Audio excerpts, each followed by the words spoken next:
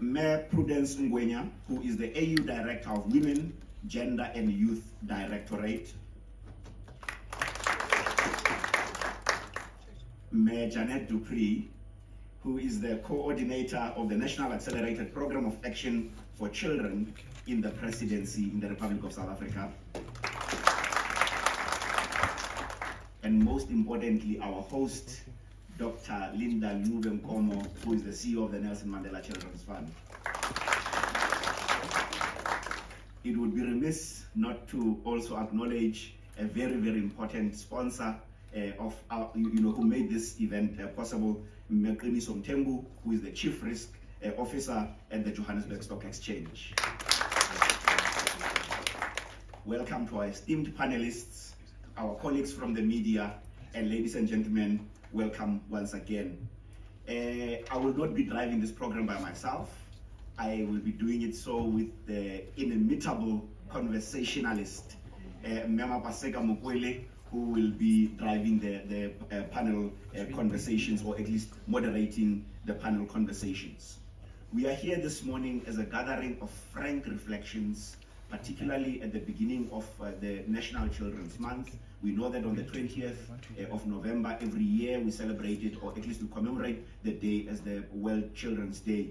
But importantly, we know when you look at either the statistics from South African police services, or any other type of statistic that comes out from, even from Statistics SA, that the children in South Africa and the children in the world are under siege. Not only are they under siege from abuse or any other kind of neglect, they are also, the victims of any humanitarian disaster or catastrophes that happen. And I'm hoping that as we navigate today's program, we will be able to reflect, one, on the challenges, but most importantly, address, or at least have an intentional moment of considering how we address the gaps, but not forgetting to celebrate the successes. Because men and women who are in this room, and many others who are partners of the Nelson Mandela Children's Fund, and many others who are in the children's rights movement, want to work together, and they continue to work together to ensure that the safety of children is always foremost and it is foregrounded. And for that reason, I wish to invite Mqiniso Mthembu to come and give a word of welcome. Mqiniso Mthembu, a round of applause. Thank you very much, Program Director, and good morning, everybody. A very, very hearty and warm welcome to all of you, and in particular our esteemed guests, our panelists and speakers alike. Welcome to the JSE. I also do, of course, want to extend a hearty and warm welcome to our Minister of Social Development, Mehendiwe Zulu. Thank you for honoring this occasion, and as well as our Deputy Minister, Henrietta Bokopane Zulu, and in absentia, the former Deputy President of South Africa, Mayor Phumzile Mlambo. I believe she will be joining us a little later. I do think that your presence here today, Minister and Deputy Minister, is both validating as well as encouraging. And so thank you for taking the time to be here. I also then want to introduce myself. He has already done so. Mqiniso Mthembu, Group Chief Risk Officer here at the JSE. And I stand here really to welcome you all on behalf of the board, fellow EXCO colleagues, as well as the JSE community at large. It is our absolute pleasure, an honor in fact, really, to welcome you to the JSE this morning. It's a morning first and foremost of celebration, celebrating some significant milestones that have been achieved to date in terms of thus the realization of children's rights. But of course, because we are cognizant of the journey ahead and the many obstacles that must still be passed, we are also going to be using this morning to really have some focused discussion as we explore really South Africa's most critical, most crucial, and oftentimes most heart-wrenching of topics when one considers some of the stories that we do sometimes get to hear about that really make bare the plight of children and youth in our society today. And sadly, I do say that sometimes make it to the spotlight because not all of them make the headline news. And a lot of them go unnoticed, and so our children and our youth suffer in silence, and generations do not actually get to live up to their fullest potential. And so I guess this is why it's important to have structured initiatives such as this one that actually make sure that we can start to address this in a more effective and substantive way and sustainable way. And so we applaud you as well for making the time and the effort. As I reflected on today, I thought, the challenges that our youth face today, I guess, also are quite reflective of the changing nature of the world in which we live in. Very complex. And I suppose the challenges we face today, if you think ancient history, we probably never would have thought we would experience issues as we face today. And I say that because it then means that the kinds of solutions that we come up with are new solutions that are relative to the context in which we find ourselves.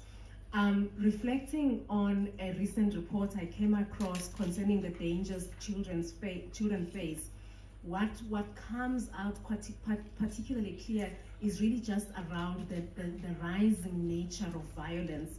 There is a report by the United Nations Children Fund, that actually indicates that about children between ages 2 to 17 experience some form of physical violence, even higher with sexual violence. And so that is a staggering number, or rather that's a staggering statistic. The same report also found that violence against children is pervasive in all regions of the world.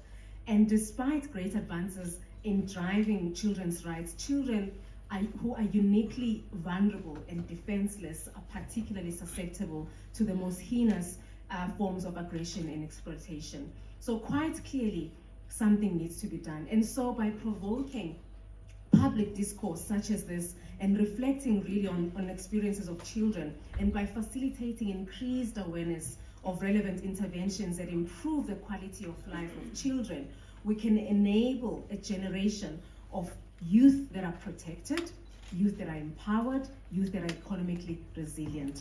And just on that note, we as the JSE acknowledge the importance of supporting South Africa's youth, and have made it our mission and to provide programs and as well as initiatives that promote their well-being as well as their empowerment. A particular example stands out as one of these initiatives is what we call the investment challenge. It's an annual challenge that we run on a yearly basis and really aims to transform learners into financially literate citizens who are able to make sound investment decisions now as well as in the future. And this is really because we believe that by increasing financial literacy among South Africa's youth, the program hopes to ensure that we secure their lifelong financial prosperity. It is Nelson Mandela who once profoundly said, "Our children are the rock on which our future will be built, our greatest asset as a nation." And so it is that really helps us to keep that investment challenge also running because of some of those assertions that were made by our Honorable Nelson Mandela. So in closing, this opening remark, I really just want to reflect once again. I think the statistics cited really do make it clear that violence and harm against children has become quite commonplace in the world. Fortunately, however, we have the power to use our collective action and influence to create lasting change and ultimately eliminate this injustice. Every effort that we make to end this widespread problem helps to create meaningful and positive change for children everywhere else.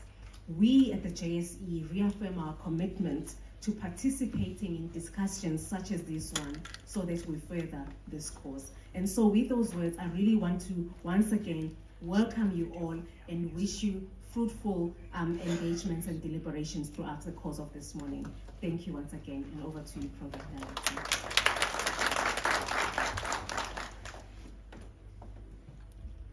Surely Mengwenya deserves a warmer round of applause. So she deserves a round of applause for a number of reasons, right? One, Kiana Moreki, right?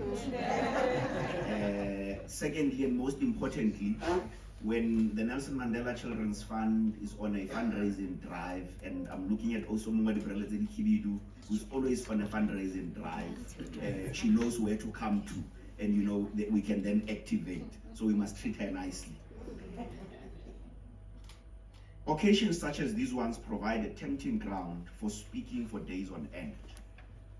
As conferences have become known for sophisticated talk shops, however, I believe the leadership of the Nelson Mandela Children's Fund, ably led by Dr. Linda Mubenkomo, is committed to its mission of being child rights champion. And as I welcome Dr. Linda, as we affectionately call her, to then welcome all of you, may we give her a round of applause.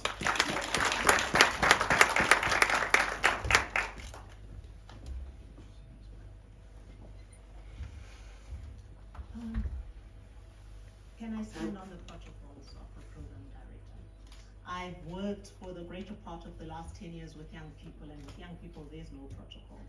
If you remember, a couple of years ago there was the funeral of, I can't remember which minister, but her grandson was giving a speech and the president was there, and he says, you know, when I saw Cyril, so those are the kind of people that I'm used to working with. Konisa and Prudence, I always laugh about how Lorato Msutu, so he confuses Ngwenya and Mtembu. So please forgive him on that one. It's really an honor for me to stand before you today representing the Nelson Mandela Children's Fund, an organization that was founded by our late statesman, President Nelson Mandela in 1995. Please indulge me to tell you the story about how the Children's Fund came about. So apparently he was not President Mandela then, but he was in Cape Town campaigning for the ANC. And about midnight, as he's going to his hotel, a group of children ran to him and he told the security, leave them, I want to hear what they've got to say. Apparently the children said to him, why do you love us so much? And he said, why do you say I love you? And they said, well, we heard you got money overseas and you gave half of that money to the children. Why do you love us so much? And the story goes that he didn't sleep that night. And I got this from his roommate, Mrs. Michelle, so that's how I know he didn't sleep. So she says he did not sleep that night. And he said to her, sweetheart, those children should be at home. What are they doing in the streets? We must do something about it. And that's how the Nelson Mandela Children's Fund was birthed.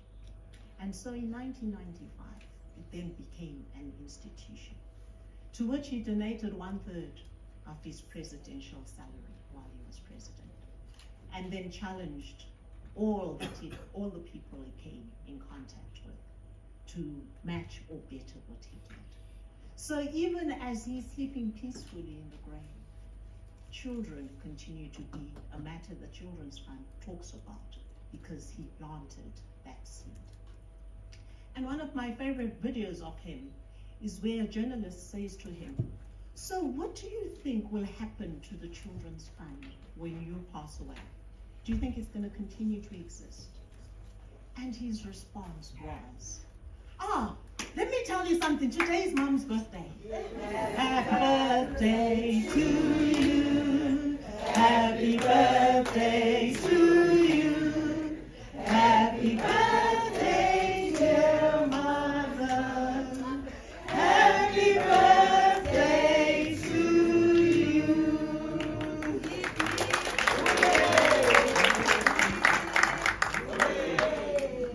And so when she walks into the room, I just get tongue-tied. I've even gone off speech.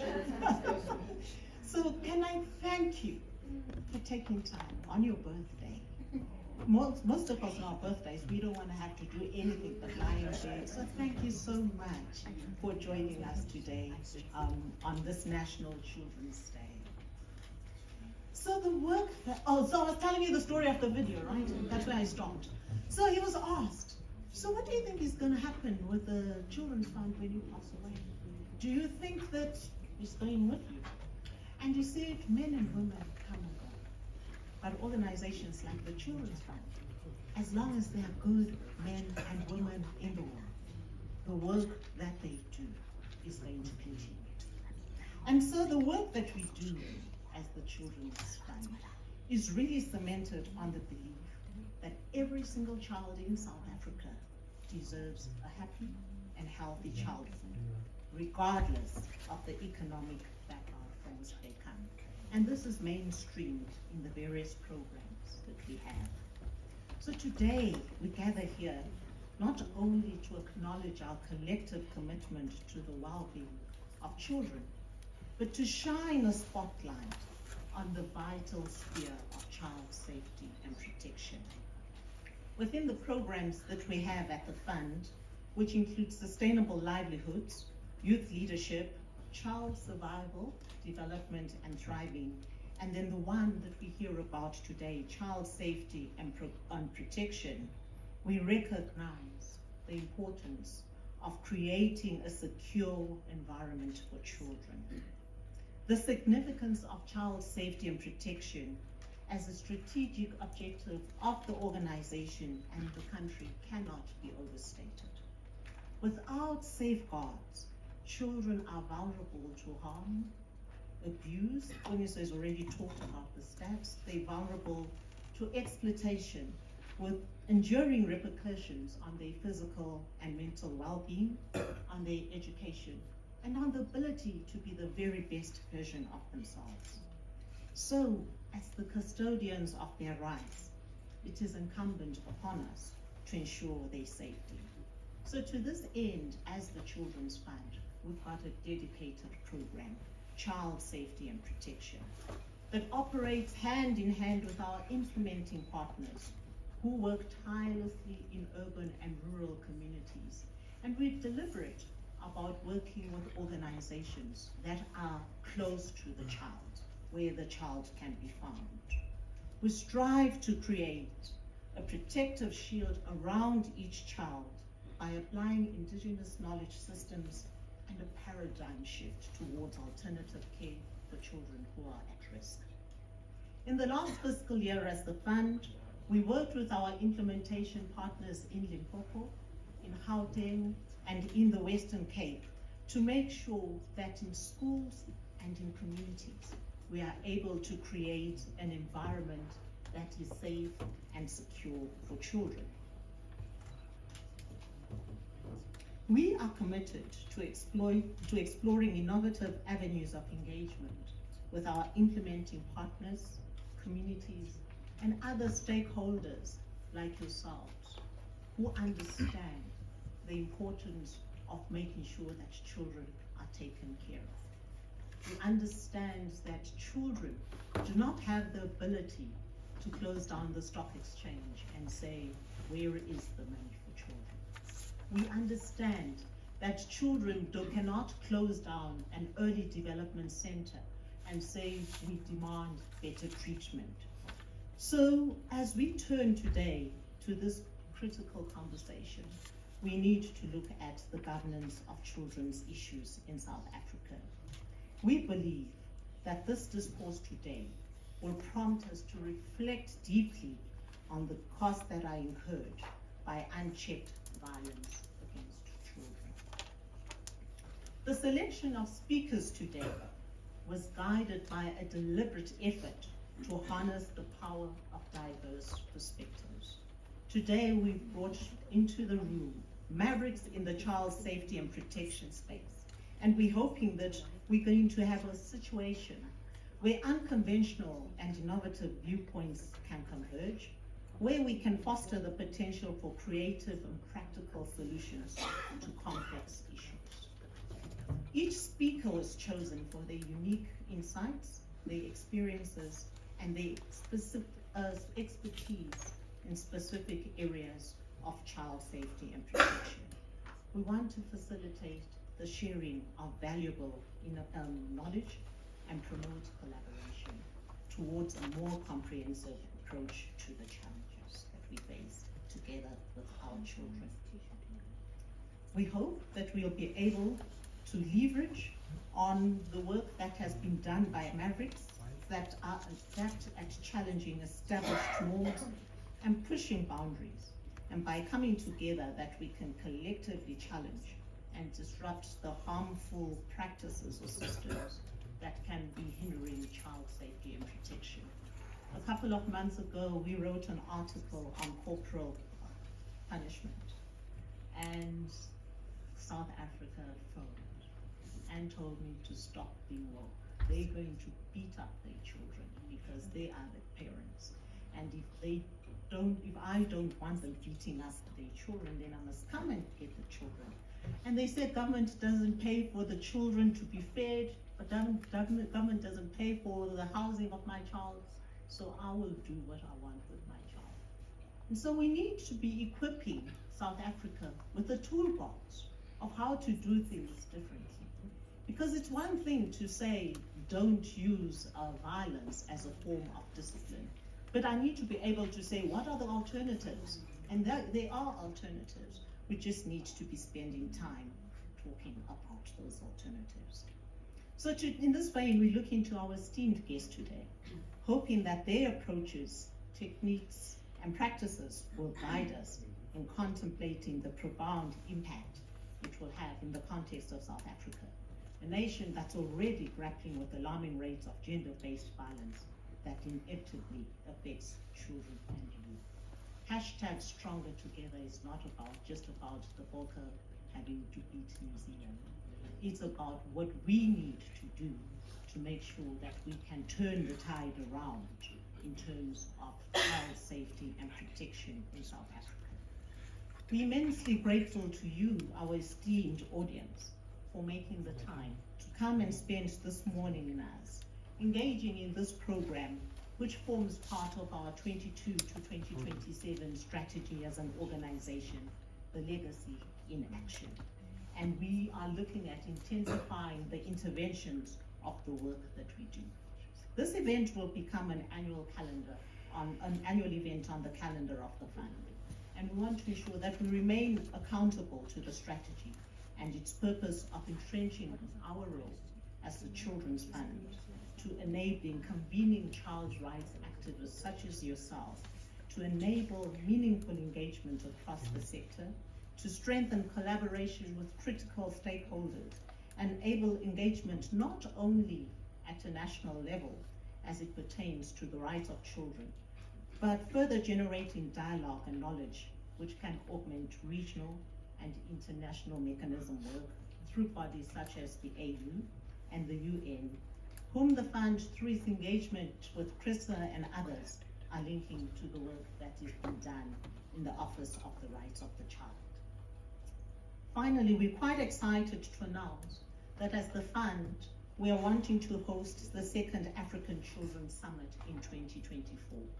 And we envisage this to be a summit for children, by children, and to work in collaboration with government as the central stakeholder, but enabling the fund to work with the strategic partners and implementing partners, along with other custodians of children's rights, just as we've done previously with the Nelson Mandela Children's Parliament, to ensure that participation can be achieved at the highest level and that children are part of the conversation. President Mandela once said, there can be no keener revelation of a society's soul than in the way in which it treats its children. We have an uphill battle ahead of us, but we have no choice. We have to start fixing the soul of South Africa and ensuring that better care is taken of our children. I know I'm preaching to the converted, but let's recommit ourselves to that enduring vision championed by President Mandela. A vision of a South Africa where every child, regardless of circumstance, can thrive. So as we embark on the discussions today and gain insights in the sessions ahead, let us bear in mind that we can genuinely leave a lasting imprint on our children's lives. And when I say our children, I mean in the African sense of our children. Let's leave a lasting imprint on our children's lives through collective action, unwavering dedication, and innovative strategies. Thank you.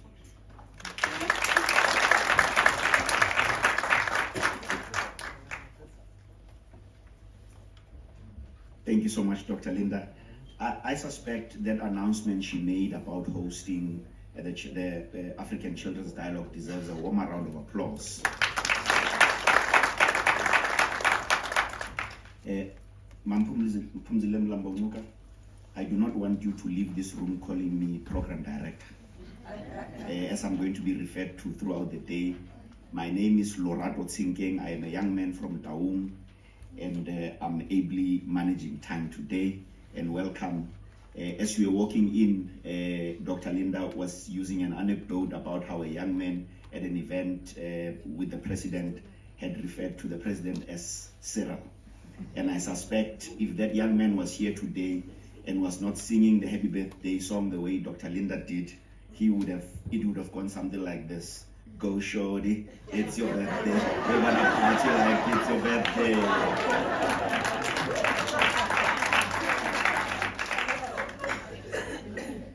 You can tell that I have a 21-year-old, a 17-year-old, and a 9-year-old. On that note, thank you so much, Dr. Linda, for setting the agenda. And although I have mentioned South Africa and our country many times in the opening, we could never be an island and should never see ourselves as an island. And that is why at this time, we always have to be thinking about multilateralism and the organizations that we ordinarily partner with, or at least to a very great extent, help us thinking about, or at least beyond our borders. And again, Me Prudence Ngwenya, who's the African Union Director of Women, Gender and the Youth Directorate, will, may you please come to the stage and share a few words on the agenda for Children 2040 and the Aspiration 7 and the opportunities and obligations contained therein. Me Prudence Ngwenya, a round of applause for her.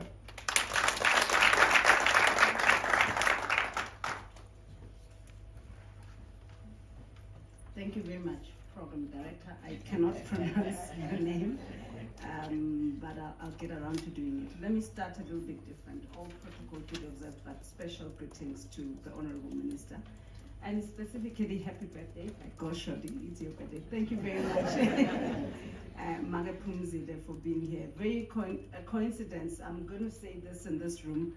Mage Phumzile and I, annually, we get together to facilitate a meeting of young people, youth in leadership. And we did this like 2 weeks ago. And this is a program run by the European Union, and I think this is the second year that we've been doing it. I'm going to be very honest today and say that I don't know how the organizers do it in such a way that I am in the same session with Mage Phumzile, and we're supposed to be speaking about the same issues. And sometimes I have to catch myself because I'm also listening and I want to have a question, and then I have to remember that I'm actually also a facilitator, so I'm at the same level as Mage Phumzile. But I want to say that you continue to inspire us with the work that you do with young people, with the work that you do as the leader of the African Women's Leadership Network, AWLEAN, where you actually mentor and preach leadership for women across the continent to be the same thing that you do. My name is Prudence Nongululego Ngwenya from the beautiful kingdom of Eswatini. I say beautiful because there are many kingdoms on the continent, but I believe that this is the beautiful one, as you may already know. So I'm a neighbor. My mother is South African, coincidentally, and my father is Swazi, and I choose to be Swati. Now, I want to start. 2063 is the blueprint and sets the course toward invest in them, securing the future progress and of these young people is important, as well as investing in them. This is important so that we secure future progress of the continent. We also ensure that there's peace and coexistence, and also welfare lies in their hands, of these children. So in a nutshell, this conversation is important because investing in children and young people is investing on the day is threefold. One, My message is that a child is a child. We are born dependent, but we grow to become relatively independent and interdependent social beings. Every child in Africa deserves a childhood, and every child has a right to grow in a caring and a nurturing family to achieve their physical, cognitive, social, and emotional development. My second foundation of this message is that children today are youth tomorrow. And I say this because there's a lot of conversations, and I think probably my colleagues at the African Union Commission, maybe the other directors are looking at me and saying, what is Prudence doing there? Because her mandate is young people and women at the African Union Commission. And I'm saying, it is my concern that whoever is a child today needs to be a very good youth, a developed youth, or a youth that had their potential unleashed when they were children. We're all once children, but look at us today. So investing in children is therefore investing in our future. My third foundational message today is that children cannot wait. I mean, there's so many other things that can wait in how we deliver in agency and how we do things. But child development is continuous and cumulative. Any interruption in this process undermines the child's chance of achieving their full potential. So that's just my foundation and things that I want to leave with you in this room. I don't know, Linda, if I'm still speaking about Agenda 2040, but this is my message and my foundations to the message. I have 4 messages for this meeting today, and when I program director, I will do those 4 messages and then I'll be able to sit down. My first message is that over the last 30 years, a lot of progress has been made in child rights, but there's still a lot to do. There's still a lot more to do. So we celebrate, there's a lot of progress that the continent has made, but we still have a lot more to do. And this progress that we're speaking about has largely been uneven, and there's still a lot of unfinished business. Let me share some statistics. I always like to share statistics because they give a bit of context and they allow us to see the picture for what it is. Close to 1 million, comprising 52% of our children are less than and they're less than 5 years, have not been registered, and they do not have legal identity, which we know is very instrumental towards accessing services. So there's an issue around birth registration for our children. Second statistic, 71 out of 1,000, this is about 7% of children born in Africa today are at risk of dying before their 5th birthday. And 70% of global maternal deaths are in Africa. Indeed, no mother should die while giving life. Close to 55 million of children under 5 years are stunted and are at risk of not achieving their physical and cognitive development. Overweight and obesity is increasing. Today, 7.3 million children are overweight or obese and at risk of non-communicable diseases as diabetes. About 105 million are out of school. Over 90% are not accessing early childhood education, 15% are out of primary school, 33% are out of lower secondary school, and 54% are out of upper secondary, and 83% of our children are not achieving minimum proficiency in reading and mathematics. So where are all these children if they are not in school? They are in child labor, they are on the streets, some of them are married as children. Today, 125 million women were married before 18 years of age, and Africa has the highest number of child marriage in the world. I just wanted to throw in those numbers so that all of us can appreciate the extent or the context of the challenge that we have in Africa. What this means, all these numbers that I've thrown around, it means we're leaving a lot of our children behind. In as much as we're recording progress, but we're leaving a lot of our children behind. And we are depriving them of hope, dignity, and agency.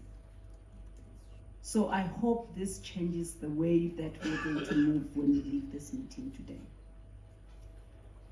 I've managed to scare a lot of you and depress some of you a little bit. My second message is around the fact that while childhood is changing, child rights are not changing. Think about that again. Childhood is changing, child rights are not changing. The childhood that I have, I'm sure, is different from the childhood that my Pumzile had and other people have had. But child rights remain the same. Our children are growing up in a changing Africa. There are forces that are interacting to drive change in Africa.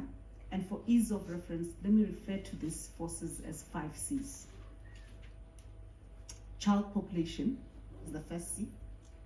Africa is a youthful continent. Child population is estimated to be 626 million, and it's projected to increase by 50% by 2050. Between now and 2050, about 1.6 billion children will be born. So there's something about population and that what is happening to childhood today. Each of these children is entitled to fundamental rights enshrined in the Agenda 2040 and other frameworks. This population of children will place demands on the current overstretched health, education, and social services. This is a primary reason for acceleration and not doing business as usual, because otherwise we cannot keep up with the growth in child population. My second C is community. Our sense of community is changing. Again, when I grew up, a parent from the neighbor could tell me what to do and what not to do. And if they saw me in town, they could threaten me that you're not supposed to be in town at this time. School finished a long time ago. But that is changing. So the children that we're bringing up today, the sense of community is changing. The African family is becoming increasingly nuclear, and social solidarity systems are being systematically undermined by urbanization, globalization, and a search for livelihoods. Unfortunately, we've not evolved a robust social protection system. Hence, today's families are under a lot of stress. Unless we protect families, we cannot protect our children. That's just something around families that we need to do. And I liked what Dr. Linda said about, yes, we want to say don't beat children, or what do you call it, that beating. But you want to also offer corporal punishment, yes. But you also want to offer some solutions. So maybe this is also entrenched in our cultural values as Africans and in the family system and things like that. So there needs to be a conversation around that. My third C is the driving, that is the driving force, is connectivity. The world has become increasingly interconnected and interdependent thanks to technology and access to the internet. Africa risks being left behind because of the digital divide. And as access to the internet continues to grow on the continent, a new kind of inequity is emerging, and that is the digital divide. Unless we bridge this divide and do it fast, our continent's development will lag behind. Now, children who have access to the internet are also at an increased risk. So this is the challenge. We want to develop and have access to connectivity, internet, and things like that. But there's a risk of online sexual exploitation and abuse for our children. This means as we look into bridging the digital divide, we must also make the internet safe for our children. The fourth driving force is conflicts. Everybody knows what is happening on the continent currently. The guns on the continent have not been silenced yet. It is estimated that about 1 in 4 people, close to 300 million Africans, live in conflict-affected areas. Conflict destroys families, communities, services, social and economic infrastructure. Children suffer the first. They suffer the most, and they suffer the longest from conflicts. Their mental health, the mental health effects and scars from conflicts are lifelong. Without silencing the guns in Africa, it would be impossible for the continent to achieve Agenda 2040, even Agenda 2063. In fact, when our children and our families are not safe, nothing matters. The fifth and the last C is around climate change. Just look around yourselves, ourselves, and ask us, what is happening? When I landed in Johannesburg yesterday, I really landed in my Sigcebe, and I said I am really going to enjoy the summer because it's November.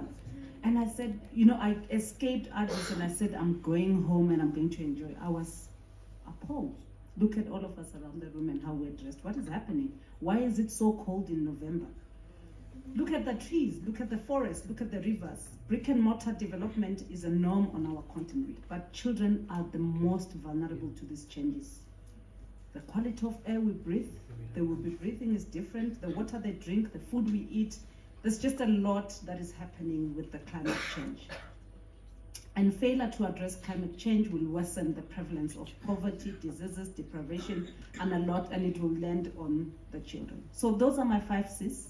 And my last message is that it is time. So I don't want to depress you, give you the figures and tell you how worse the situation is, but I want to leave you with a message of hope. How do we reimagine and build an Africa fit for children? Reimagining an Africa fit for children requires all of us to reaffirm the relevance and validity of Agenda 2040.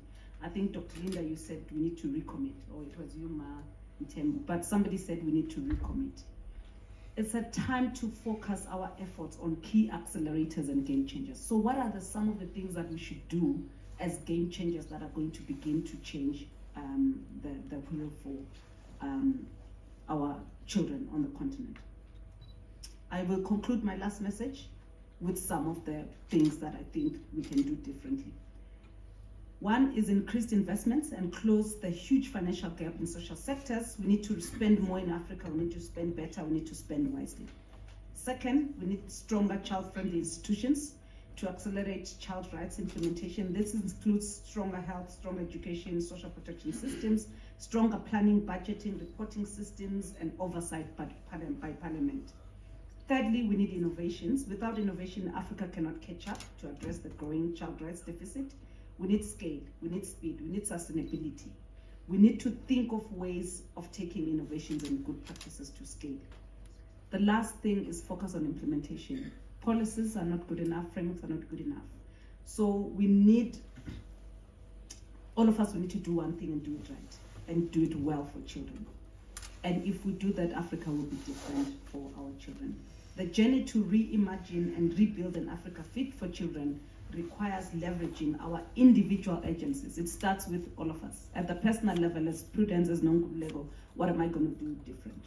At the organizational level, comparative advantage and stronger systems of solidarity, partnerships, and collaboration for collective impact. Without achieving Agenda 2040, Agenda 2063 cannot be achieved. Let us come together and reimagine an Africa that is fit for children. Indeed, the Nelson Mandela Children's Fund is doing an important role, and it's a critical stakeholder in the ecosystem around child rights. You can count on me as an individual and the Africa Union on this journey. And I thank all of you for your attention and wish all of us, and I look forward to the discussions. Thank you.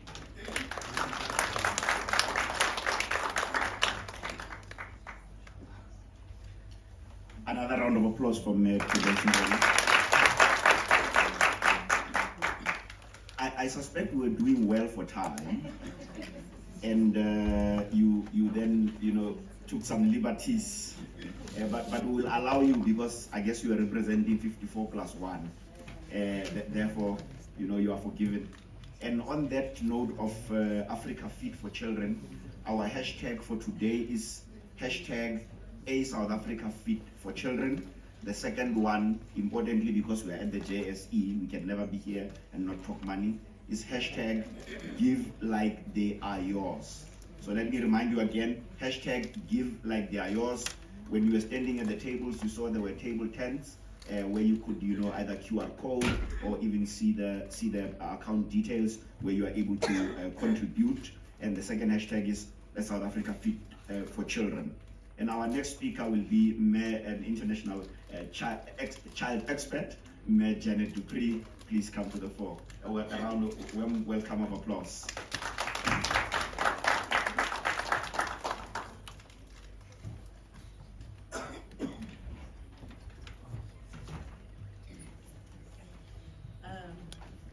Thank you, Program Director Honorato. I hope I got that right.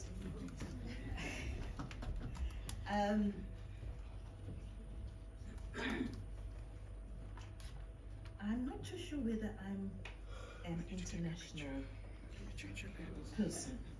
Because if I just think about who is in this room, I'm sure everybody knows me. Okay? I've worked with so many people in this room. worked both in NGOs and government, and yes, for a couple of years did work internationally. But I still remain a South African. So if I can just get this computer to move. So, good morning, everyone, and all protocol observed, otherwise I will get tongue-tied in trying to decide who is who. So please, I'm observing all protocol, and I'm saying thank you so much to our host, the Nelson Mandela Children's Fund, that has invited all of us here today to actually dialogue with one another. These types of platforms are very few, and I'm happy to hear that they're going to continue in next year. So I really want to say thank you. My task this morning is to share with you some thoughts on child rights, governance, and coordination. I am not representing anyone. I'm an independent consultant working on the international stage of child protection and systems strengthening. Working in other countries has provided me with the opportunity to learn, increase my knowledge of child protection systems and system strengthening. In addition, whilst working in SADC, East and West Africa, and the Baltic Sea, my experience as a social worker in South Africa, and later a senior manager in the NGO sector, as well as in the public sector, allowed me to influence the building and strengthening of child protection systems in these countries where I worked. The international experience did afford me the opportunity to participate and also to actively compare what other countries were doing, where we are as South Africa with regard to child protection, and also what we are doing well, what we're not doing so well, the gaps and challenges that we face in the implementation of our national child protection system, advancing the rights of children, and the need to build a strong child rights governance framework and institutional mechanism that creates the enabling environment for this to take place. So I was very happy when I heard the previous speaker put some statistics on the table, because what you're going to hear now is going to be a bit depressing, but I'm hoping it's going to start some sort of debate. So I'm going to just stop here for a few minutes and ask you two questions. What is the purpose of a child protection system? Why do we need it? Anyone? To protect the child from? From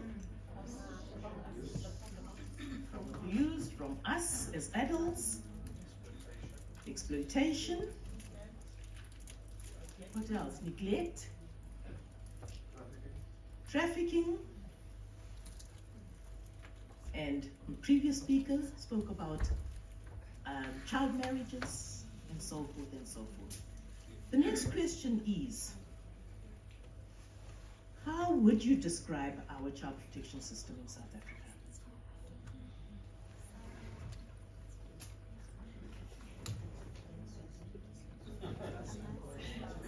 Uncoordinated, nice one.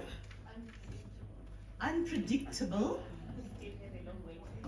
still have a long way to go.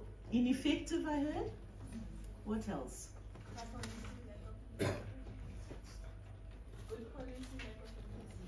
Good policies and lack of implementation. When one plan doesn't work, we just develop another plan. Okay? Don't take a step back and evaluate and see why it has not worked. What else? Crumbling. And why would you say it's crumbling, if I may ask you, ma'am? Because I work on the ground with children who need protection every day, and the system that's meant to step up doesn't. Okay. Anybody wants to add to that? Crumbling. It actually sometimes makes children more vulnerable. Okay. Makes children more vulnerable. Okay, but I'm going to continue and I'll come back to the child protection system. So I was fortunate to be invited to a webinar earlier on in this year on the Handbook of Child Protection Systems. It's officially called the Oxford Handbook of Child Protection Systems. Edited by Joel Berwick, Neil Gilbert, and maybe some of you know about Neil Gilbert. Contained in this handbook is research of child protection systems of 50 countries.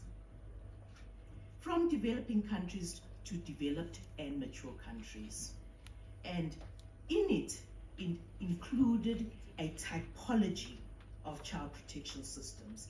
And South Africa was one of those 50 countries. The book was written by a number of more than 100 authors who gave country-specific information, allowing researchers to analyze each country's child protection system according to a set of criteria. Unfortunately, my time does not allow me to go in depth into this research. Suffice to say, they used an inductive approach to categorize the countries according to their political and economic system as the first part of research, and thereafter developed the typology according to the criteria and classified a country's child protection system accordingly. I found this very interesting, and that's what I want to share with you today. As in all my experience, I had not come across such a classification. So, as you can see, we were asked not to do many slides, and I haven't got many slides, but I just want to talk about the political and the political and economic system. So you can see that this is the inductive approach, and you can see where South Africa was placed. Under emerging.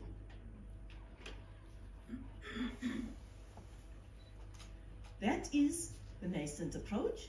There's legislation, design, and there's rights in place. I can't see that, I'm going to move this way. I hope everybody can hear me. I can talk loud. Some administrative systems have devised to respond to children's circumstances. There's barriers relating to resources, geography, history and culture. There's limited uniform universal access to protection, funding from donor communities and religious entities, and the delivery of services is largely provided by NGOs. A little bit about us there. Then in terms of the emerging, the historical legacies related to military or political turmoil have impacted progress. Recognize that? Ideal of children's rights well established in law, but the architecture of practice still developing. Stronger state role in funding child protection infrastructure, but there's a reliance on outside assistance is also vital in strengthening state capacity. You recognize that, okay? And then the last one, institutionalized, and please take a look at the countries, because I'll talk about this again just now. There's a combination of public policy, national resources, administrative and judicial systems, and professional staff give to the state an apparatus that is institutional in form and function. Somewhere we're moving a little bit, okay, towards this. Systems are designed to safeguard children against vagaries, inadequacies, and inabilities of parents and other caregivers to enact their duties towards children. So,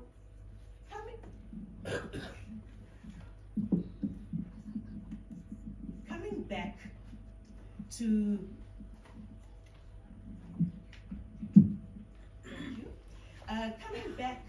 we see why they've decided that we are emerging, okay, and not institutionalized, but we're also not in the developing because of our economy and the issues that were raised here this morning. But I want to then go to the next one. What are child protection systems designed for? You said exploitation, protecting from exploitation, protecting from deprivation, protecting from maltreatment, improving well-being, and ensuring rights are upheld. That's what the child protection system is all about.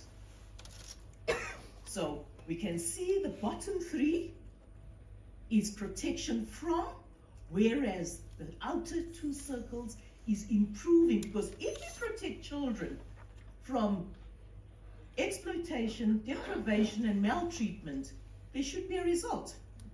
Well-being should be improved, and child rights will then be upheld. So, the second part of the typology, excuse me. So the location of South Africa as emerging, I think that was not surprising. However, locating South Africa's child protection system at the lower end of the typology. Lower end. It says that we are a country with a child protection system that is of an exploitation nature. Sad, eh? Very, very sad. And it worried me. It really worried me. But here's the typology. There's a typology that is, so we're right at the bottom.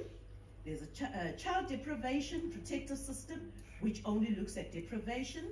There's child maltreatment, the very same as the child protection system and what it's supposed to be doing. So these are all, and as you can see, examples: Nigeria, India, and South Africa here, and you can carry on seeing what are the other countries. So the issue is not that we should be looking at this as a critique. We should be saying, how do we get there? Eh? How do we get to a child's right protective system? How do we get there? What is it that we should be doing as a country to move? And that's the most important part of the typology. What is it that we get to? What should we be doing? We were very fortunate that this handbook, and I put a URL in the document, which I'm sure you will get, for you to be able to find the handbook. Unfortunately, as much as I'm an avid reader and I buy books, I just couldn't afford this one. Being on pension and being retired, the purse gets much smaller and you can't afford the book. So it is there, it's on sale. It came out only last month and it costs £125. So you can see why we can't afford it.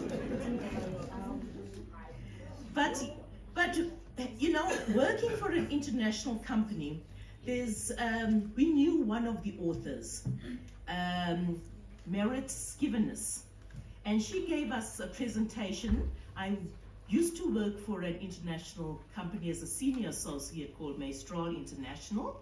It's a global child protection organization. And she further explained why, because I was quite disappointed to hear we are here. And I said, oh no, it cannot be. I argued in this webinar. And then we asked her please to come and explain why. She explained that the reference to the child protection system is not the child protection system of DSD, because we think that way. She says it's a child protection system of a country.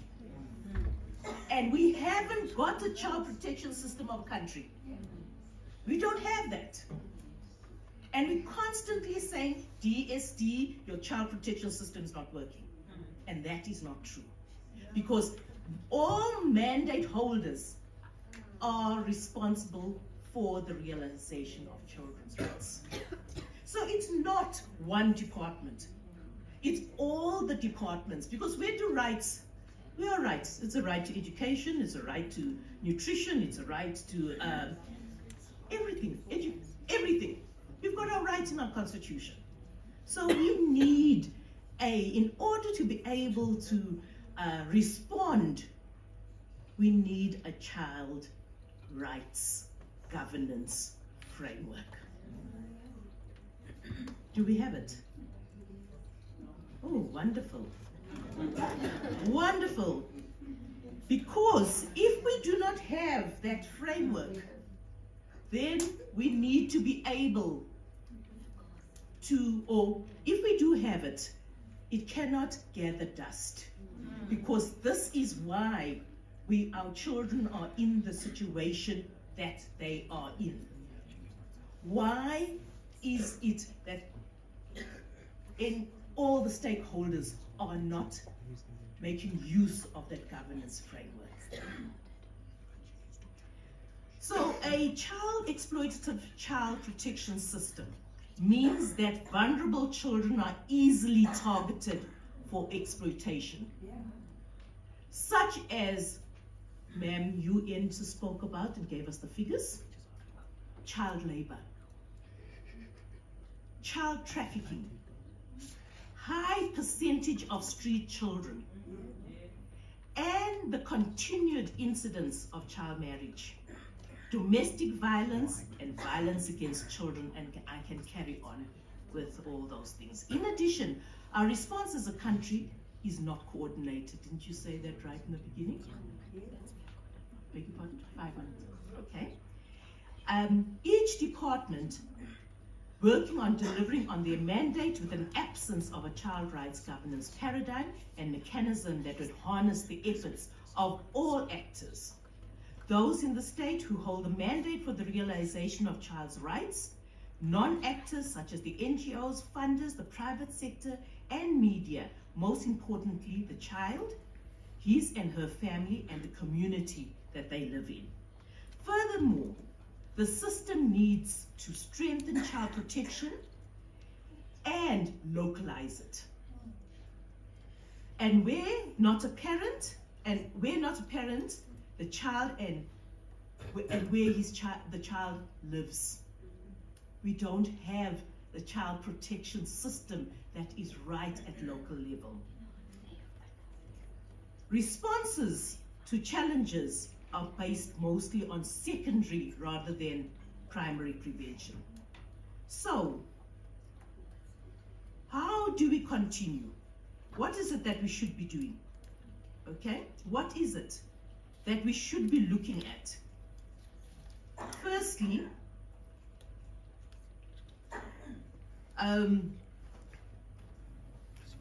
we should be looking at a child rights governance which focuses on creation and or strengthening of the governance infrastructure, that is the systems and mechanisms that need to be in place to effectively make child rights a reality. There must be statewide recognition, commitment, and accountability to realize and prioritize child's rights to survive, thrive, develop, and be protected. And very importantly, to understand that child rights governance seeks to create a society that respects, promotes, and fulfills children's rights through a collective, and listen to this one, coordinated effort of relevant actors, including children themselves. However, there must be both political and administrative will for this to happen, and to govern in the best interest of a child. And this means collective political leadership and champions on the rights of children. So what do we need to do to achieve child rights governance and coordination? It must be intentional. And there must be a coherent approach. We need to galvanize statewide recognition of children as national development imperative. A commitment and accountability for action by all stakeholders to realize children's rights to survive, develop, and be protected and to participate. We need to appoint leaders and champions inclusive of children themselves, parents, NGOs, and those who hold political office. We need to move the investment dial of all stakeholders to provide services, protection, and support to enable the provision of a continuum of nurturing, care, and protection throughout childhood. We need to, lastly, institutionalize an overarching mechanism with authority and power to develop a child rights governance framework, policy, and if we've got it, to then implement it, policy or legislation that synergizes all actors responsible for the realization of child's rights, advocacy for the rights of children, be able to hold all accountable, embark on multi-sectoral planning and provisioning of required support and services by all role players across the caregiving continuum, provide oversight and coordination where necessary, and ensure that the systems and services are decentralized and offered to where the child resides. Reports to the highest office, develops an IMS system where all actors are obliged to continuously input, harness more resources, both from Treasury and from the corporate sector and other funders.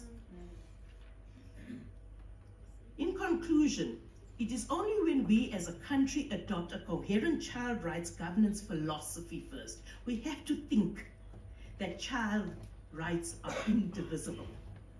Because at the moment we say this department is responsible for that right, that department is responsible for that right. Child rights are indivisible. And we need to start thinking in that way. An approach, will we be able to see substantial reduction in risk, improvements in number of children who develop their full potential? Children will be and are protected, the well-being improved, and participation of children increased. Hopefully, if we go that route, we may change the negative to a positive intergenerational cycle. Thank you.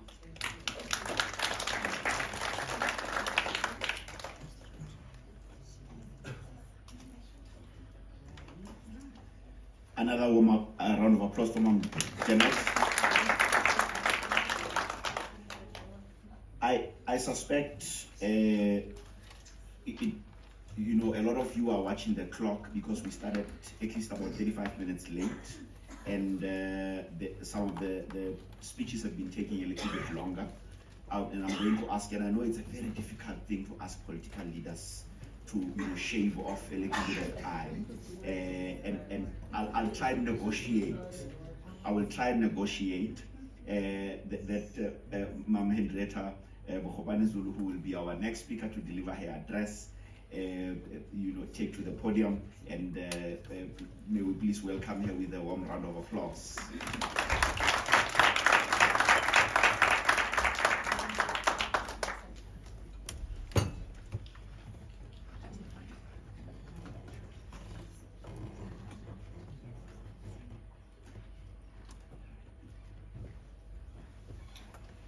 Okay, thank you very much.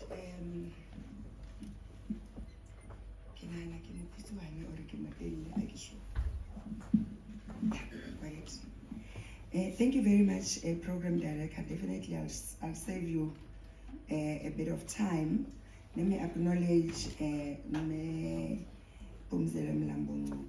acknowledge Minister Zulu, Minister of Social Development, Linda, thank you for inviting us. Prudence Ngwenya, thank you for representing the AU and giving us that statistics as food for thought. And then Janet, wow. Not that I've seen much on the board, but I can only take what you said. with the hope that I will make sure that I get the book. But I guess if you don't mind sharing the slides so that I can make them accessible for myself and really try and follow. I'm going to cut off quite a number of things that I was going to say. The first one is that we are all in agreement. Children must be protected. So everybody has already spoken about that. I just want to move us a little step away and to say that it's very difficult for us to say children must be protected. And my take is children must also be heard.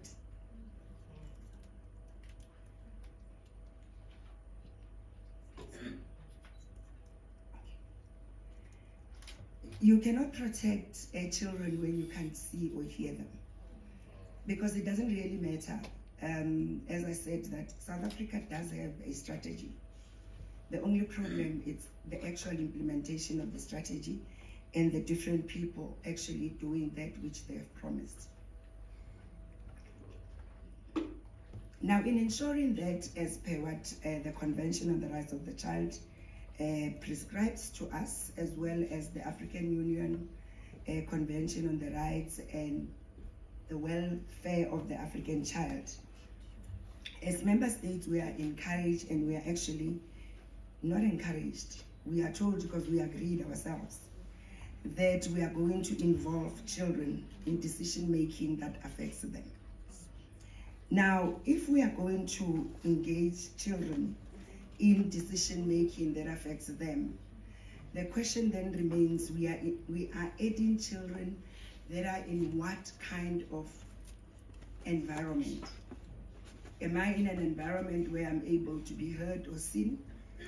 Is the environment enabling me to actually be included in decisions that are going to affect me? And it's very easy for us to say the decision must be, government make the note, but the decision starts at home, where the child is able to express and say and be part of the conversation. And I must be very happy, because in my house everybody's blind, eh? So there's only 2 people that can see in that house, and the pleasure of us not seeing is that we have not replaced, the cell phone has not replaced our lives. And because all of our cell phones are talking. Now think about it. It's myself, it's my 2 daughters, it's my grandchild. It's only my middle daughter and my husband, and we all have our phones listening to our messages. Because we don't read them, we are going to listen to them. That in itself, close your eyes and think about it, it's chaos. So that's an advantage that we have, and to other people it would look like, my guys, well, we're not complaining with our blindness, we are happy with it and all the challenges that it comes. And I'm using that example because I want to talk about children with disabilities. Because yes, we talk about children, but it is very important for us to also remember that children are also diverse. And in their diversity, we must actually ensure that their special needs are recognized. Because when your special needs are recognized, then you are able to be heard and to be seen, but you are also able to be consulted on whatever decision that's going to affect you. I think it's Prudence spoke about the issues around the statistics around where we are going and the implementation, but also talked about the guns that are not being silenced. Now, in those guns are children that are acquiring disabilities because of war. But once they are disabled because of war, what happens to them? And what is it that member states are doing to actually ensure that that child that's acquired a disability is able to actually go back and be in society and be able to function? A lot of the things in education I think it's Janet in the slides talked about the issues around children that can read and write and all of that. If I mix the speakers, please forgive me. But I always say when children are assessed based on whether they can read and write, one of the things that, speaking for children with disabilities, is that children with dyslexia are actually pinched because they have no space where they are actually recognized or acknowledged. You can't read and write. No, I can read and write. I just read the A facing the opposite direction or the M becoming the W. But in the long scheme of whatever child protection system that we are developing for them, they always are not there. And when they are measured against their peers, they are actually not heavy because every child is judged based on their ability, on numeracy and exactly. And now they will always be bullying because you automatically fall over to Udom. We've also, throughout the African continent, picked up the issue around the brutal murders of children with albinism.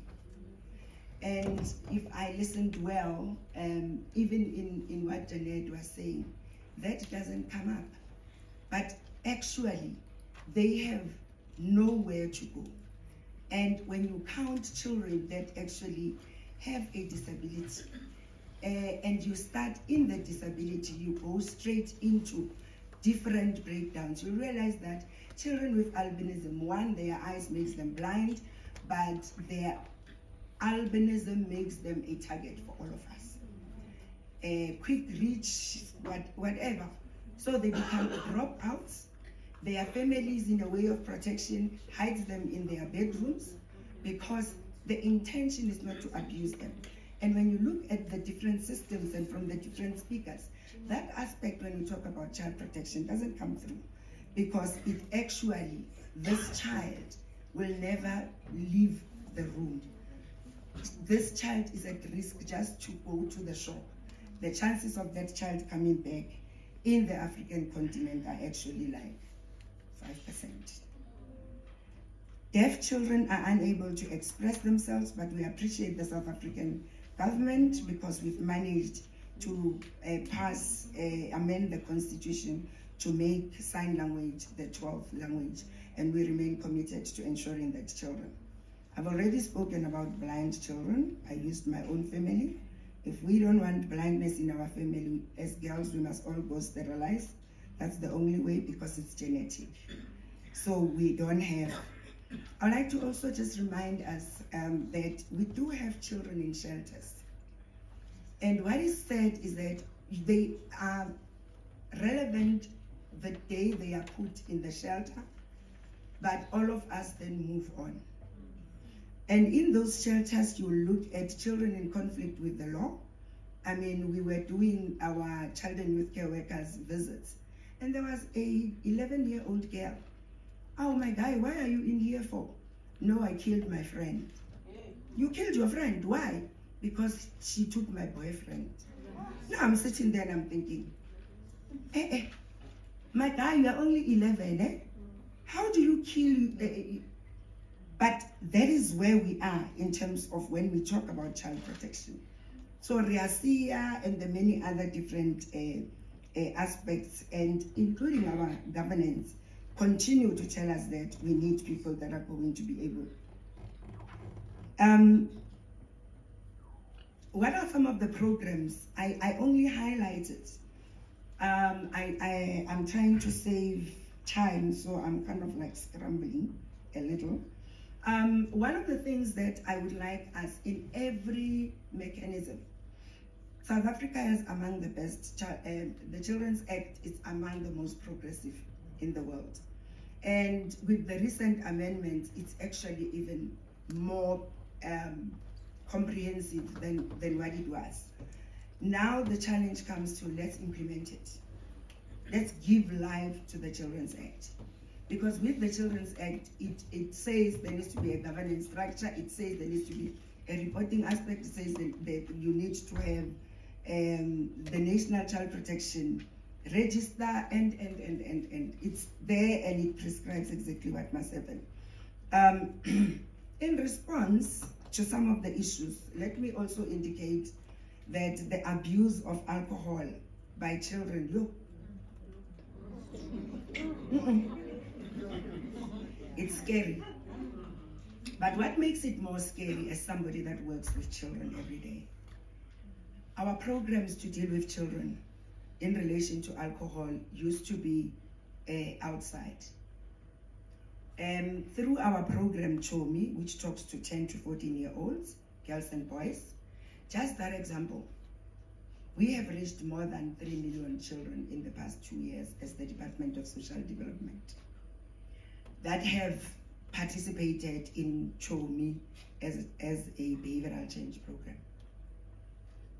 Our children drink. They drink so much that the pain and the hurt is they drink from home, in the home. So this I can say without fear or favor. In the past, underage drinking used to be like, no, I drank it at school, no, I went past the tavern. No, the 3 million children between, and since Dr. Linda is always my partner in crime, and she can add on this aspect. Just between, we are in October, between October last year and October today, we've interacted with 3 million children. That we can provide the attendance register. But the alcohol they drink, it's beyond me. And I learn the names and I say, where do you get it? From my mom, from my dad, from my brother, from my uncle. They no longer get the alcohol in the street. So we need to look at the changes of the underage drinking. Even if we can be told raise the age to 21, it doesn't really matter. Because children access taverns anyway. But where taverns are stricter, they send us. They stand at the gate and they give you the money and you go and pay. And you come back. And I always say to adults, well, when that child sends, you must know your child is at the next tavern and the same is happening. He's also sending somebody to do that. Let me move along and say that also the whole challenges around gender-based violence and femicide. Sometimes we look at it in the past, but we also need to look at ourselves as women. We're dealing with a lot of fetal alcohol syndrome disorder, which is 100% preventable. And all it asks is for women to stop drinking when they are pregnant. Children born with FAS, we are still struggling. And we are hoping that as we interact with children, we'll be able to develop disability centers that are able to actually look after these children, because they also experience all of what has already been talked about. Stunting, no nutrition, no education, no activity, they just lie there. And even the family doesn't really have. We'll meet them at SASA on that one day when they are washed to come and collect their care dependency grant. I've spoken about CHOMI that deals to 10 to 14-year-old, and indeed, everybody that spoke, I don't call it teenage pregnancy, I call it children who have children. That the message gets there faster because teenage makes it too complicated.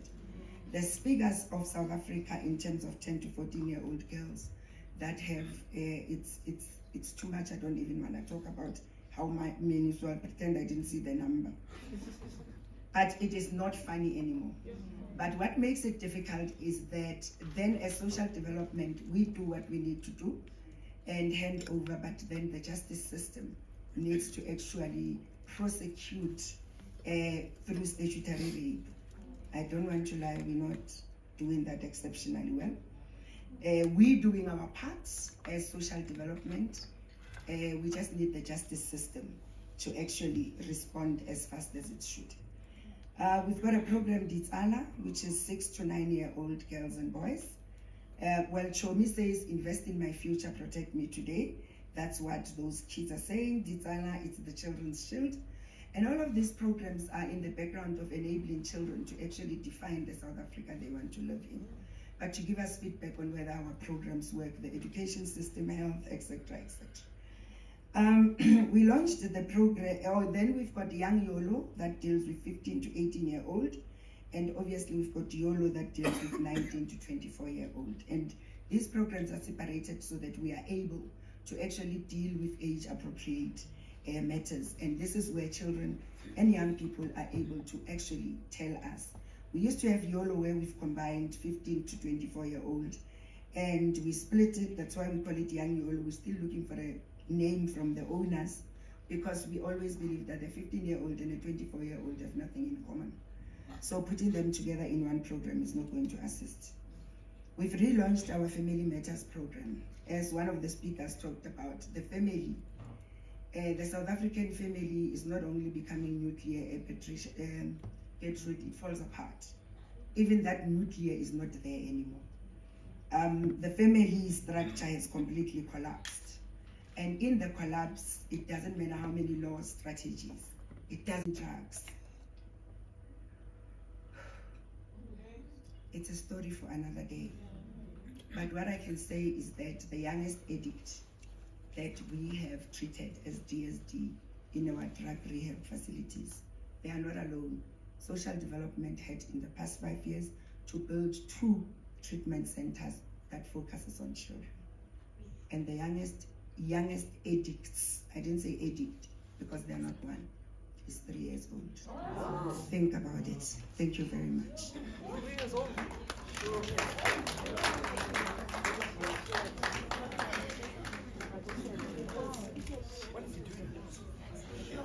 On that harrowing note, I guess we should be giving the Deputy Minister another warm round of applause.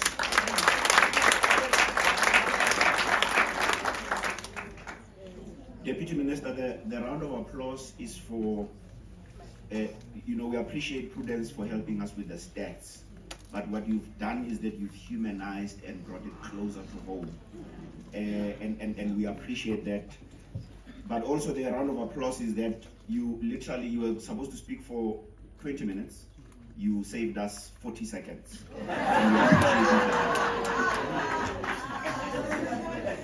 I am keeping time, so my appeal therefore, Minister Zulu, is that I am also going to be timing you. The only small thing that I had Deputy Minister doing was that she would say lastly, in conclusion, let me finish. So if you can cut the in conclusion, I promise you're going to save us some time. Deputy Minister Lindiwe Zulu, a round of applause. It's your turn to speak. A warm round of applause for Minister Lindiwe Zulu.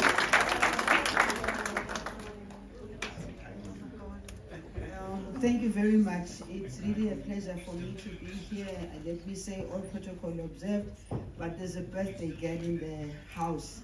So I will not say all protocol observed to Sisphumzile Mlambo. And me too. I come a long way with her. Me too. I've learned a lot from her. Me too. I always want to be associated with her. And I am happy that she was able to take this time. And I think she took this time because the topic and the issues that are being discussed here, by the way, is not something that she started dealing with yesterday or today. This has been part of her contribution towards the building of a new and democratic, non-racial, not sexist South Africa. We're still going there. It's a long journey. We can't reach it within a short space of time, but what I think is important is for us to commit. I really want to thank the DM because she covered all the issues, and I like the fact that she brought it home and humanized it. You know, when you practicalize it by yourself, by your own experience, it makes life much more easier.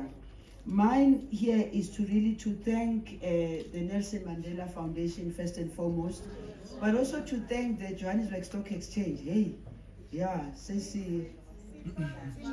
Yeah. Children, oh sorry, what did I say?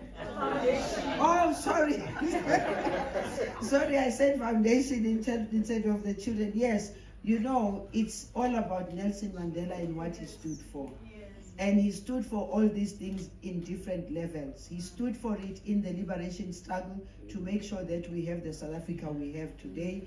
He stood for it when he came out and said there are certain areas of work that he is going to focus on because that's the way we have to build our country. To everyone who is here, you are also contributing to the work that the Department of Social Development does on day-to-day basis. What you hear of the DM speaking here, she crisscrosses the country. She's not speaking from sitting behind the desk.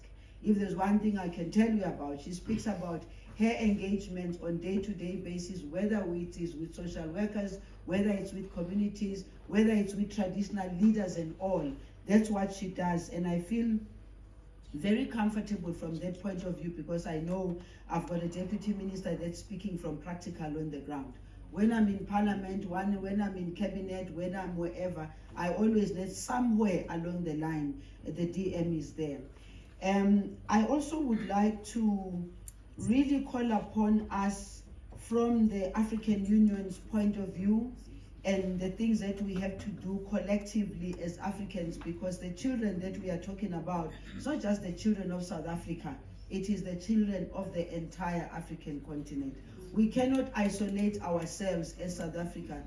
Former President Thabo Mbeki used to speak about us thinking that we are well off, we're better off than the rest of the continent, and he said it can't be possible that we look at ourselves from that point of a sea of poverty. He said to us, let us look beyond, and the guns that have not been silenced. I did a lot of work in the DRC, Sispumzile would recall, way in the 2000s when the first supposedly DRC out of the previous president Mabuto Sese Seko to the first President Kabila to the second President Kabila, and my pain is that when you look at what's happening in the East, there doesn't seem to be any change, and that is very painful. We are deployed there as South Africa as part and parcel of the United Nations contingent to help us, but it looks like we are not winning that one. They can say the things they say in Kinshasa about what's happening in Kinshasa, but the pain is sitting in the northern part, in the eastern part of the Democratic Republic of the Congo. My message to us has been said by everybody who said here. You know, we talk about policies being good, being that. We must celebrate those good policies. We really, really must celebrate those good policies, but we must then go beyond celebrating those good policies. We must implement them. Implementing them, for me, starts with house to house, street to street, community to community.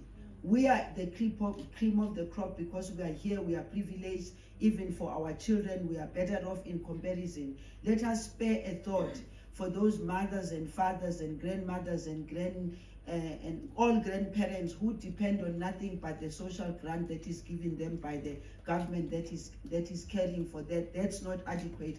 That's not enough.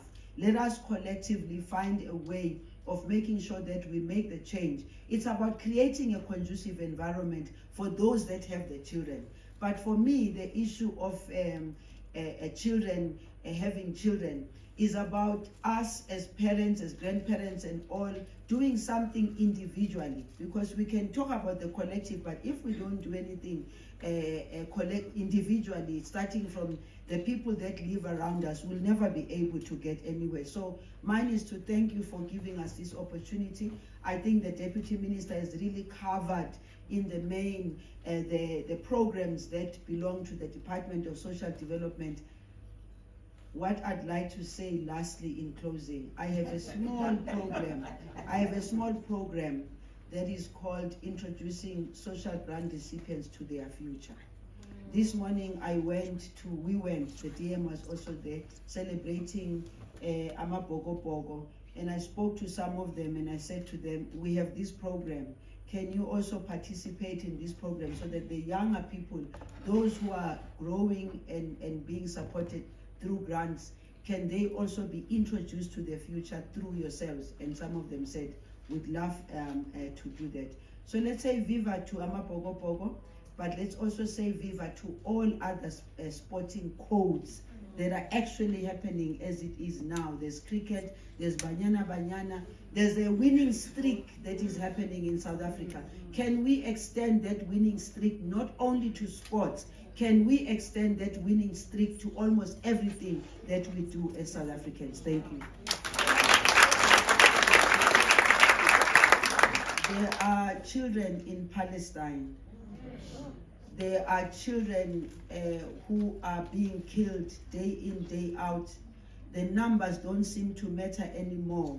Can those numbers matter to us in such a way that we rise up as South Africans and say, what is happening there cannot be something that is left not done anything about? Can we do something as South Africans? Because that is happening there, if we don't stop it, it might come visiting other places. Thank you.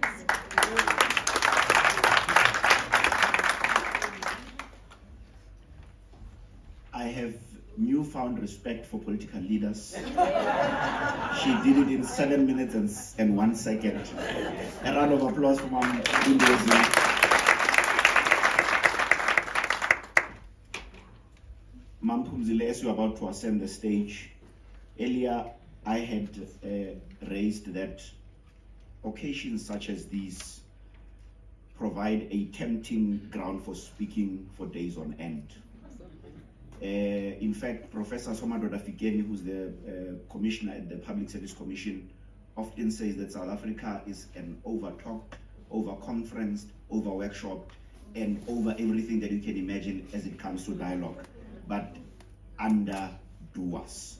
And I hope that as you come with your provocations, you will help us, because we'll be immediately after your provocation, we'll then be moving onto our dialogue.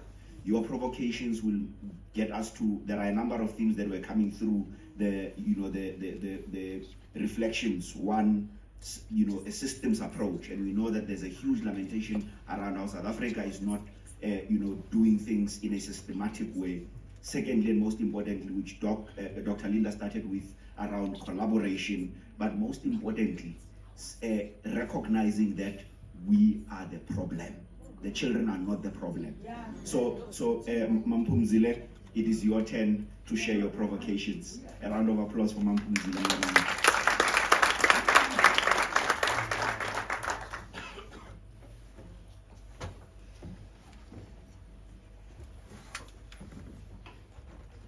Thank you very much. I'm very intimidated. So I'm going to try to be short. And I'll start by standing on all the protocol that has been observed and really say thank you to the Nelson Mandela Children's Fund for organizing this event and for inviting me.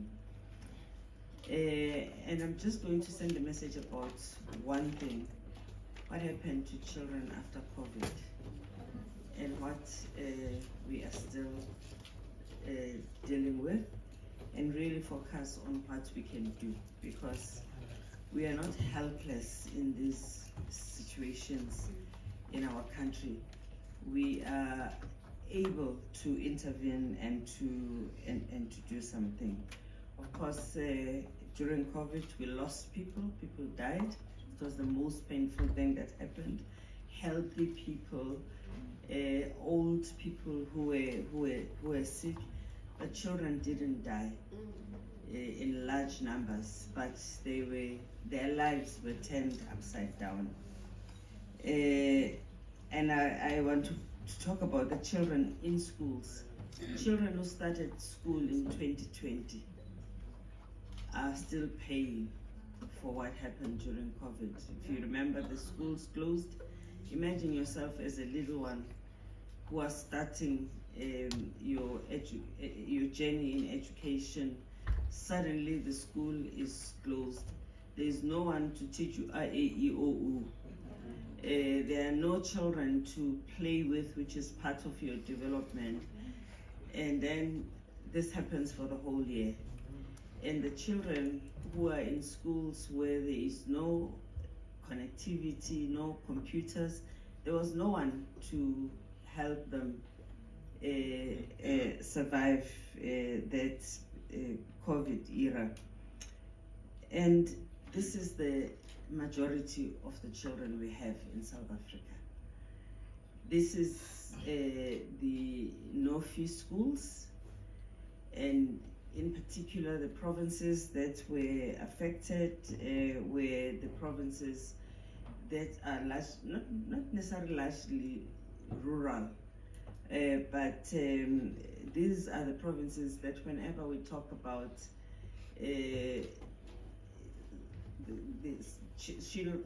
schools or education in South Africa going the wrong direction, we are always mentioning them. So we are therefore in a difficult situation. But I want to emphasize the fact that we can do something. These children must not go past grade 4 without an intervention that makes sure that they're performing at a level that is appropriate for their age. We have to assist teachers first. Our teachers are not trained at foundation level to teach literacy. There's something that needs to be done in our universities. A B.Ed degree, which is the degree that teachers who teach children do, has only 15% of what they give to teachers, which is related to literacy. Now, a teacher who's going to teach at a foundation level, they get to schools. At Umlambo Foundation, we work with young people. As you know, young people are unemployed, and many of them have got qualifications. They're already graduates who don't have jobs. Graduates to be teacher assistants, and we ask for government's money. It's a tedious intervention, but I think from where we are, it is an important thing to do. And I think many of you working in different parts of the countries who have capacity to intervene in whatever way you can. My message today to you on behalf of the children who are being left behind, let's try and make sure that our children can read before, you know, their time. I think somebody said that if you don't do it now for the children, the time is gone, because they will be they'll be 6 years old only once. If you don't intervene at that time, it's over for them. So I've tried to, I'm a bit muddled up because I'm afraid of you know who. Thank you so much.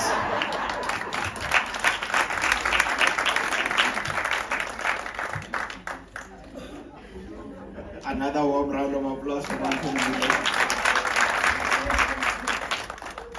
I must confess, I was timing you, but I shall not tell them how long it took. And thank you so much for those provocations, Mom, and the work that you do. And we know that the program was meant to officially, at least on paper, we were meant to finish at 1 o'clock. And time check on my clock is now 12:50. We've been sitting, particularly everyone who arrived very early, we've been sitting here since then until now. And we, you know, as the organizers and the host, we thought that it perhaps good that we take a comfort break for about 10 minutes so we can, you know, go to bathrooms, you know, freshen up, and we let us be back here at 1 o'clock promptly so that we can start with the next session. Thank you so much. A round of applause.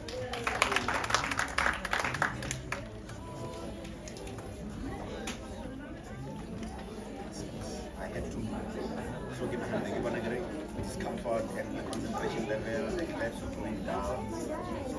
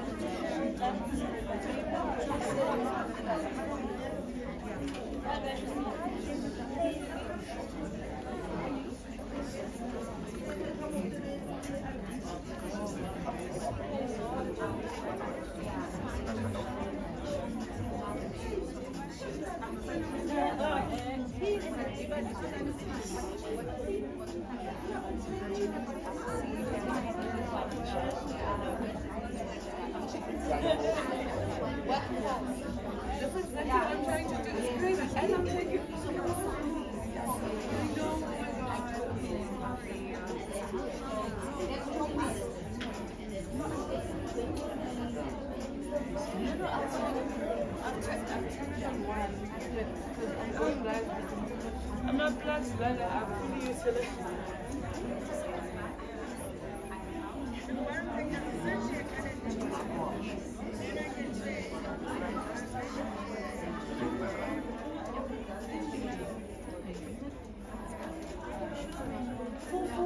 Mom, are you going?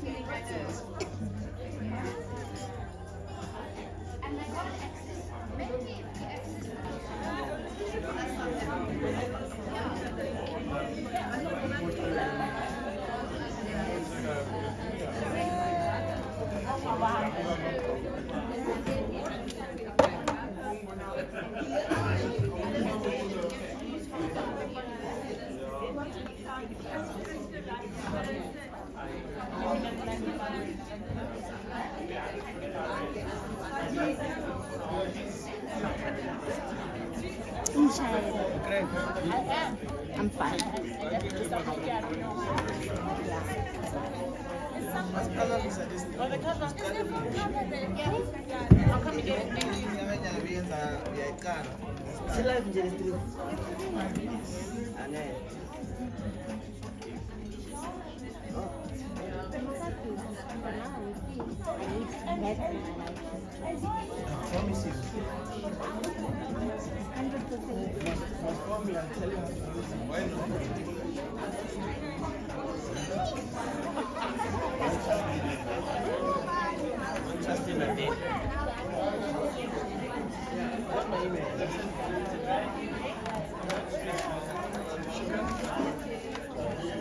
And also,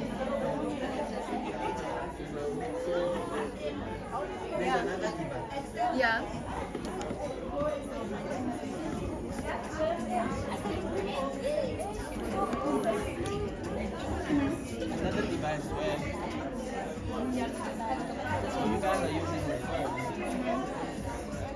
digital and audio. So there's another device that captures the video. There's a normal video camera and audio. You can actually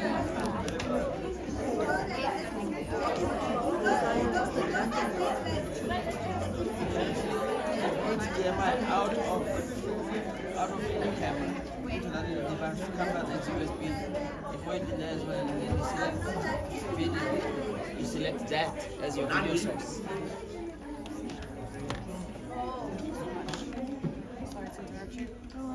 Welcome back, and I hope the comfort break was useful.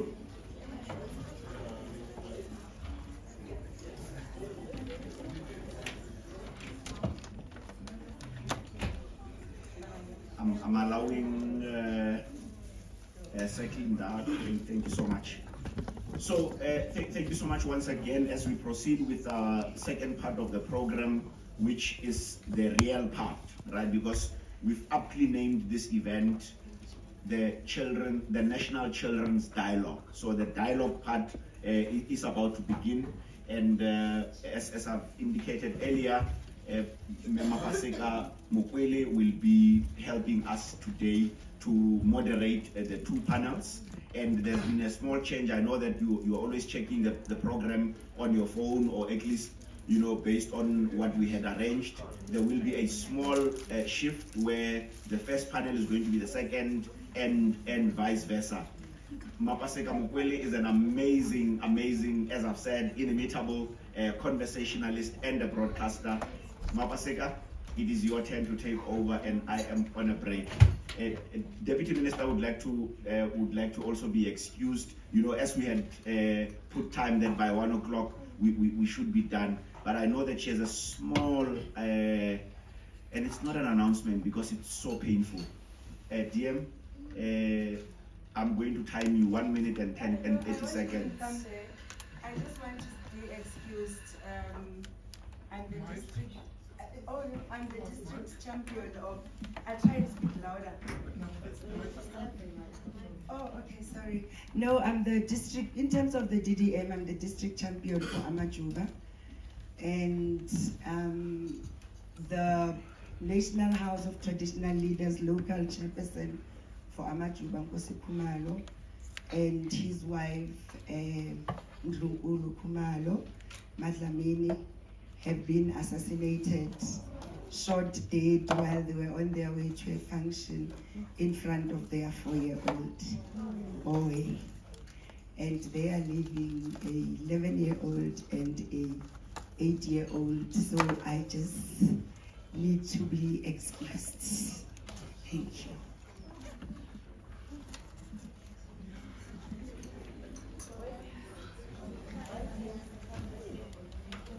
Good morning. Oh, afternoon. What time is it? Okay, well, it was going to be morning in my defense. Good afternoon. I don't usually do well speaking to myself, so I'll start again. Good afternoon. Ah, that sounds much better. Thank you very much. No, I am on radio, but I don't speak to myself on radio. At least I try not to. Thank you very much for the time. Thank you very much for the honor to the, I'd like to say, just being here, National Children's Day Dialogue is a big issue. And I think it's one that we all need to recognize, talk about, deal with, because on a daily, these are issues that we should be dealing with. We have children, we deal with children, we see children in our spaces, and as such, they become our responsibility. There was a time when I looked around and I was the child. It clearly is a long time ago, but you look around now and you realize that it cannot be that we are at the same space where we were when we were children. We know what we needed. We should be able to give to our children exactly what we needed. So as adults, we can't have the excuses. The children will have all the excuses. But as adults, we need to do better, because truth be told, we know better.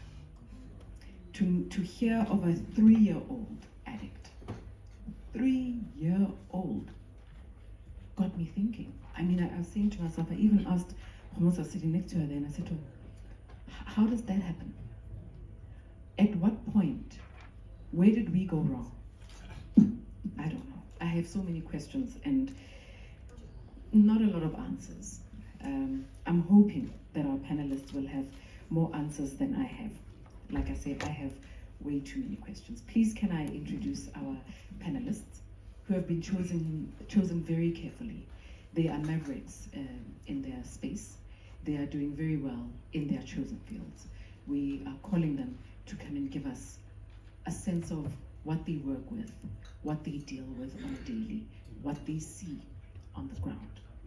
So let's please put our hands together as we welcome our panelists, and I will call them up by name and tell you who they are and what they do. Not in any particular order. I'd like to call our first panelist, Edith Creel, who's the Executive Director of Jelly Beans. As she comes up, I will be telling you who she is. So, yes, a round of applause, thank you. Edith is a social worker who has specialized in working with traumatized children for the last 30 years. That can't be an easy feat, eh? That's not an easy one. We'll hear all about it. Let's also put our hands together for Petros Majola. Bob Majola is a community activist, he's a civil rights crusader, and a children's rights champion. We need more of those. Guys, we all need to lift our hands and be children's rights champions at some point. We need to be able to do this. All right, we also welcome Khanyisile Motsa, who's the Executive Director and founder of Home of Hope. And women in South Africa. In fact, in 2000, she welcomed 5 children, 5 girls who had escaped from a brothel into her home. And that's how she ignited her mission and started this. Let's also welcome Chief Executive Officer of AFM Welfare, Ashley Theron. Ashley is a prominent figure in South Africa's social welfare arena and has a career spanning 40 decades, my gosh, not years, 4 decades, what am I saying? 4 decades, 4 decades, and he's a staunch advocate for children's rights and vulnerable populations. You note the vulnerable populations, right? Children are vulnerable. They are really, really vulnerable populations. So, as I start the discussion, I think I should come and sit next to you. Let me do that. They want to put me there and I must stand there by myself. It's not fair. Okay, everybody's mic'd, so I'll have the mic in my hand. Thank you very much for joining us. Just for a brief conversation, you can start the timer. Oh, they've started the timer, just as I said. Okay, but Petros, let me start with you. How do you collaborate with communities? How do you bring together communities to address issues of violence, to address issues of trafficking, to address issues of bullying? We are seeing them in so many spaces, and for some reason our communities are just watching. How do we bring them in? Greetings will take a couple of seconds. So let me just say hi everyone. And also the Minister of Social Development. It is not very easy to work in this space because remember that while we are able to develop a program, but a child belongs to a family. Right. So you can have a very beautiful program, but if families do not participate in that program, then you will do the program yourself. Same as what the Deputy Minister has just mentioned about the ages for consuming and purchasing of alcohol. You know, last 2 weeks in the province of the Eastern Cape, there was a prayer for anti-bans down when children finish writing examination. So they want to drink alcohol and celebrate. And I said, why do we have to pray to hold such a big event, to pray for children not to drink alcohol as a celebration when they finish examinations? Because that should be the responsibility of each and every parent to instill values in their own children, so that we don't have seminars where we discuss on how best can we work with children, because if you do it at all. So when you talk about this one, we do work with parents, we do work with communities through the traditional leader system, through schools, with the MECs, can mention MEC Gade in the education sector. We go to schools, we bring kids together, we bring parents together, but it is not an easy thing to do. It's something that you can sit at home and say, this is the results it is going to yield. And then the next day, when you go and implement the program, you don't get the results. And that's exactly where our problem is. We look at the children that we have. If, for example, Edith is dealing with traumatized children, who is traumatizing these children? How did they get to be traumatized? If we need somebody helping them, it means we have those that will also fall through the cracks, in which case we are going to be dealing with traumatized adults. Broken children make broken adults. Edith, how do you deal with this? And if I can come in there, I think what we also need to recognize is that the children that we are working with and helping have come from parents who themselves were hurt and broken as children. Hurt people hurt people. Hurt people hurt people. And so we really need to think about, when we're working with children, that we need to be working with families. So that, it's because it has to be a ripple effect. So I have to work with the child within the family in order to work with trauma. But I think what I do want to say, which I think is really important, is that most of the trauma that our children experience in our country is perpetrated by people. Yes, there are accidents, yes, there are, fires, there are natural disasters, but the most violence that is perpetrated against our children, the most trauma that our children experience, is perpetrated by people. What I do think is also important to say, though, is that a lot of trauma, particularly in terms of sexual trauma and bullying, is perpetrated by children on other children. Approximately 40 to 50% of harmful sexual behaviors or sexual abuse of children is done by other children. And we need to also recognize that we are moving into the online world, the online space. And for many of us, we haven't grown up in that space, we don't understand it. And more sexual abuse of children is moving into that space as well. And where children are also hurting other children sexually and through cyberbullying in that online space. So we have to be thoughtful of the in-person stuff, the face-to-face stuff, what I see. But we also have to be thoughtful of the online world that for many of us is a foreign place. You see, the difficulty is that we are navigating a world that we don't know. Yes. So we are literally holding a child's hand, but we don't know where we're going. The blind leading the blind. But we do know better when it comes to how to make a child feel. We do know better in how to protect a child, or we should know better in how to protect a child. When the 5 girls came into your house, Mam Kani, you knew instinctively that you needed to help these children. How? Yes, as a mother and as a widow, when I looked at those children, I saw my own kids. That if I was not there, these children are going to be my own children. Stranded, being used in the brothels. And unfortunately, this space of children being used in brothels, we turn a blind eye. Like now, we're talking about now. Parents died of COVID.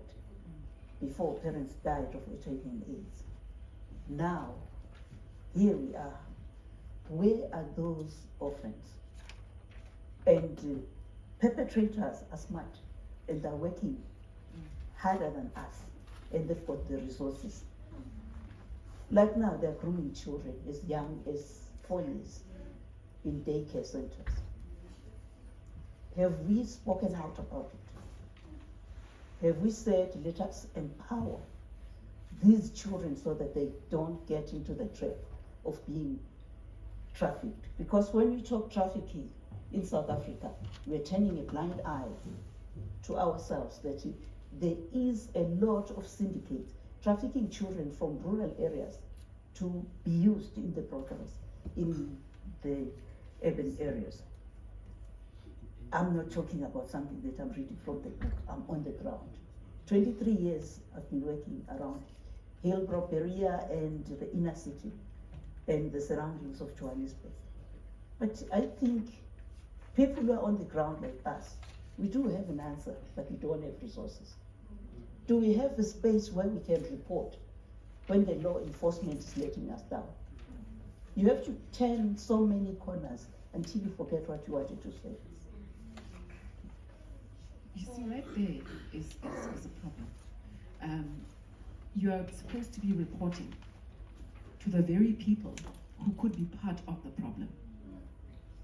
So how do you stand up and say, actually, you are the problem? Your safety is now compromised. But if you stop, what happens to these children? We need a solution, and this is where you come in. Actually, you have extensive experience talking about key initiatives and strategies and all of that, promoting children's rights. How do we make it better? We've got to be talking moving forward now. We've had the talks and discussions about what the problem is, where the issues are, what we are seeing going wrong, but how do we fix it? Solutions. So, not only did I have experience in working in the government Department of Social Development, in NPOs, the child welfare, I also now have experience of working very closely with the church community, where I head up the welfare department of the Apostolic Faith Mission Church. And I think it's so important for us to look at how things unfold, and the churches are used as white elephants. And there's just two things that I would like to just share very briefly around that. And that is that if every church becomes a drop-in center, if every church becomes a after-school center, and we start engaging with the children, because the 5 things flow from that particular process. The first one is the protection of children. If we go into our communities, especially the colored and the black communities, African black communities, we see children roaming around the streets because parents, and I wonder if parents know where their children are. So if we open up our doors, we then encourage children to come in, we provide them firstly with protection, we provide them with the opportunity to engage adults, we provide them with the opportunity to get food, we provide them with the opportunity to do their homework in a safe environment, we give them the opportunity to do some recreation, and lastly, to teach them God's love and from His Word. So I think it's important that one doesn't just look at social workers, but look at processes across the spectrum. When I worked at child welfare, we had a program called Azibavikele, Let's Protect Them. And the success of that story wasn't social workers alone, it was also the volunteers that were trained to become involved. In the NSCW, starting with the process around the envisioned program that was now moved to the Department of Social Development, but also now with them working in the schools. It is the child and youth care workers, it is volunteers that are going into communities and addressing some of what was proposed by the previous DM, the president, where she said it's so important for us to go into the schools because that's where the bullying that we're talking about happens as well. I mean, the bullying that we're talking about, just with a show of hands, how many of us were bullied in school here? Do you still remember? Do you still remember how you felt when that happened? Now, if as adults I was bullied, and I remember how it felt to be bullied.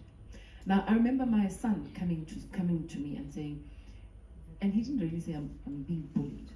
Mommy, but this is what happened, and this is, and my mind went, I lost it. I simply thought to myself, I cannot let him go through what I went through. But this is now where I say, we need to find a way to deal with this. Either innovative approaches to dealing with healing the child, recovery for the child, and to an extent, healing the parent. Because if we can heal the parent, I think it will be easier to actually have it trickle down. Because we have to start thinking about healing generations. Yes. And that starts with this child and this family in front of me. Innovative solutions. There will never be enough social workers, psychologists, therapists to do the amount of healing work that needs to happen for our children. So we have to start thinking outside of the box. And I think that we have intuitive healers in communities, people who naturally, instinctively are drawn to helping others, who we can empower, bring in, support, train, so that we can start developing an army. Army is not the right word in the context of violence, but a force. But army is a good word to fight the violence. We can work with army. Okay, but you know, a do-good force in terms of turning the tide.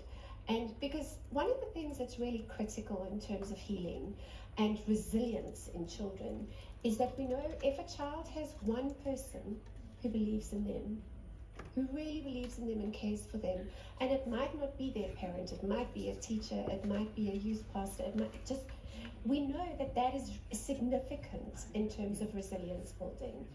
And so yes, do we need social workers and psychologists? And yes, of course we do. But there's so many children, and we need to start working in communities, with communities, empowering the people who are the intuitive healers in those communities. But I think we through need sport, dancing, drama, all of the things that we as Africans know makes a significant difference. And the science, the neuroscience is now bearing out that healing work is not sitting talking to a therapist. We know that now. We need to start doing and stop talking. But we need to be...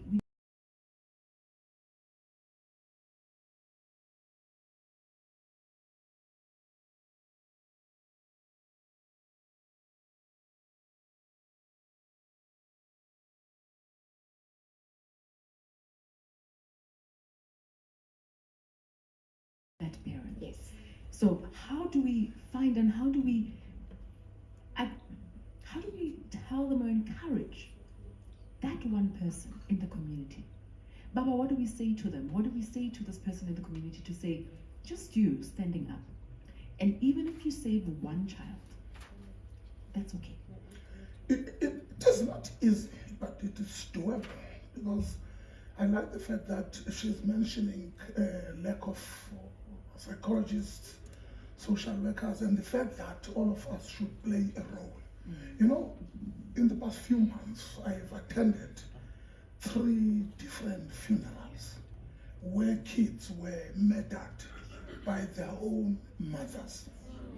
I was at Edinburgh where the mom used a hammer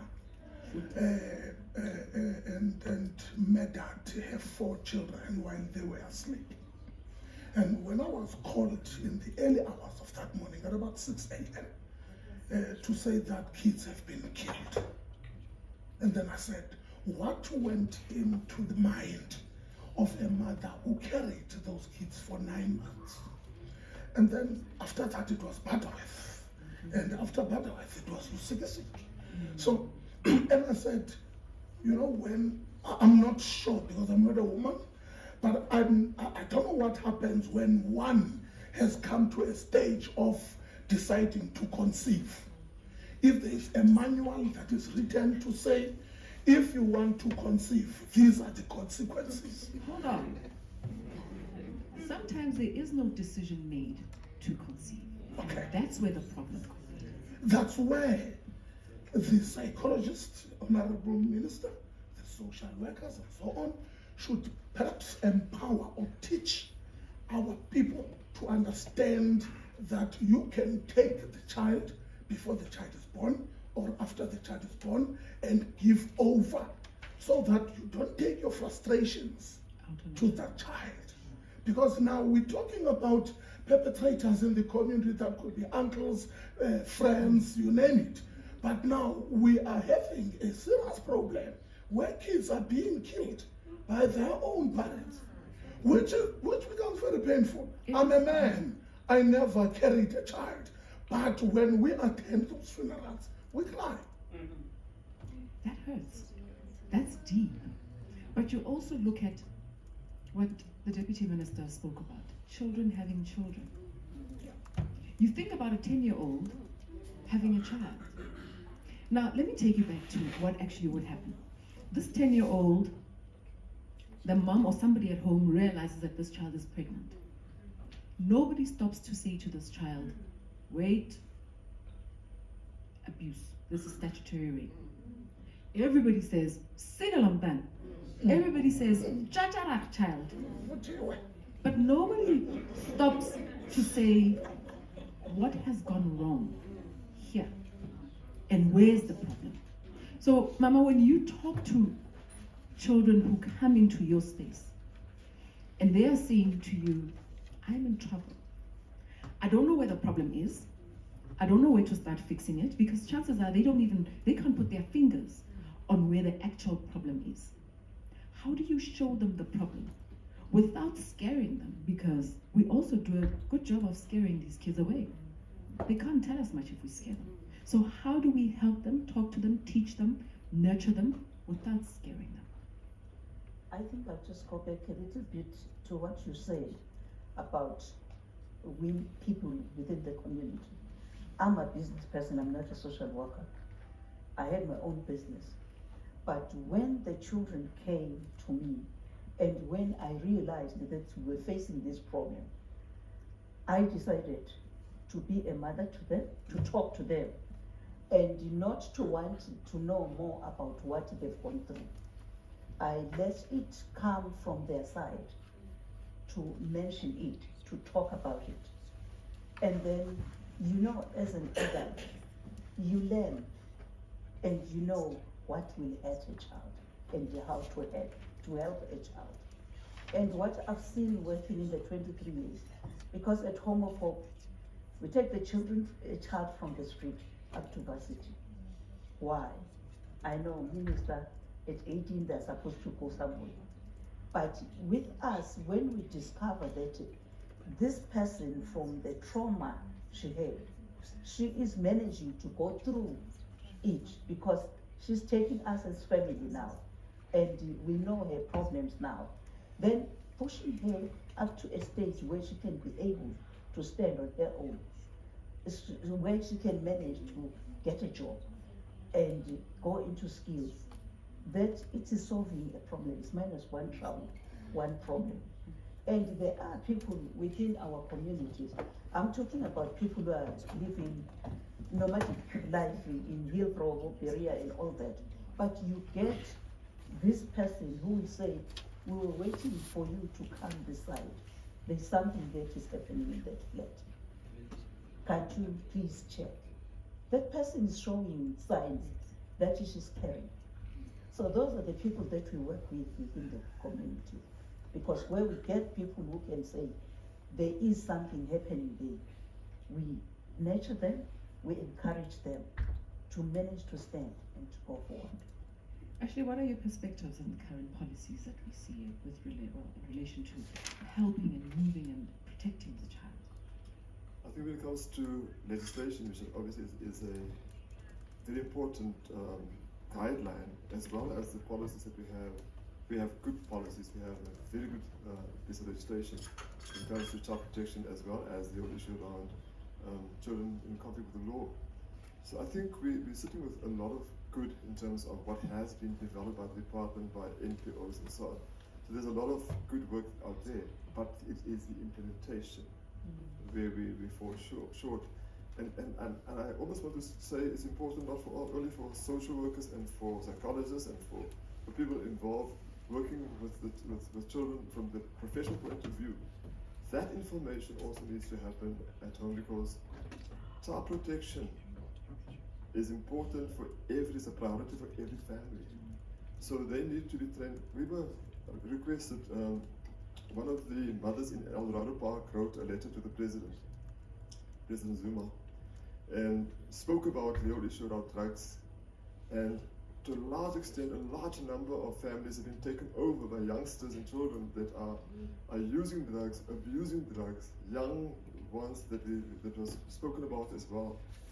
And we were then requested by the MSc in Gauteng to develop a manual on training parents to become more effective in managing their homes, where there's routine, where there's structure, because that have disappeared.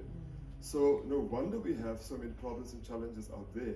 It's taking that policies, taking those pieces of legislation and applying it in a training program where we trained parents.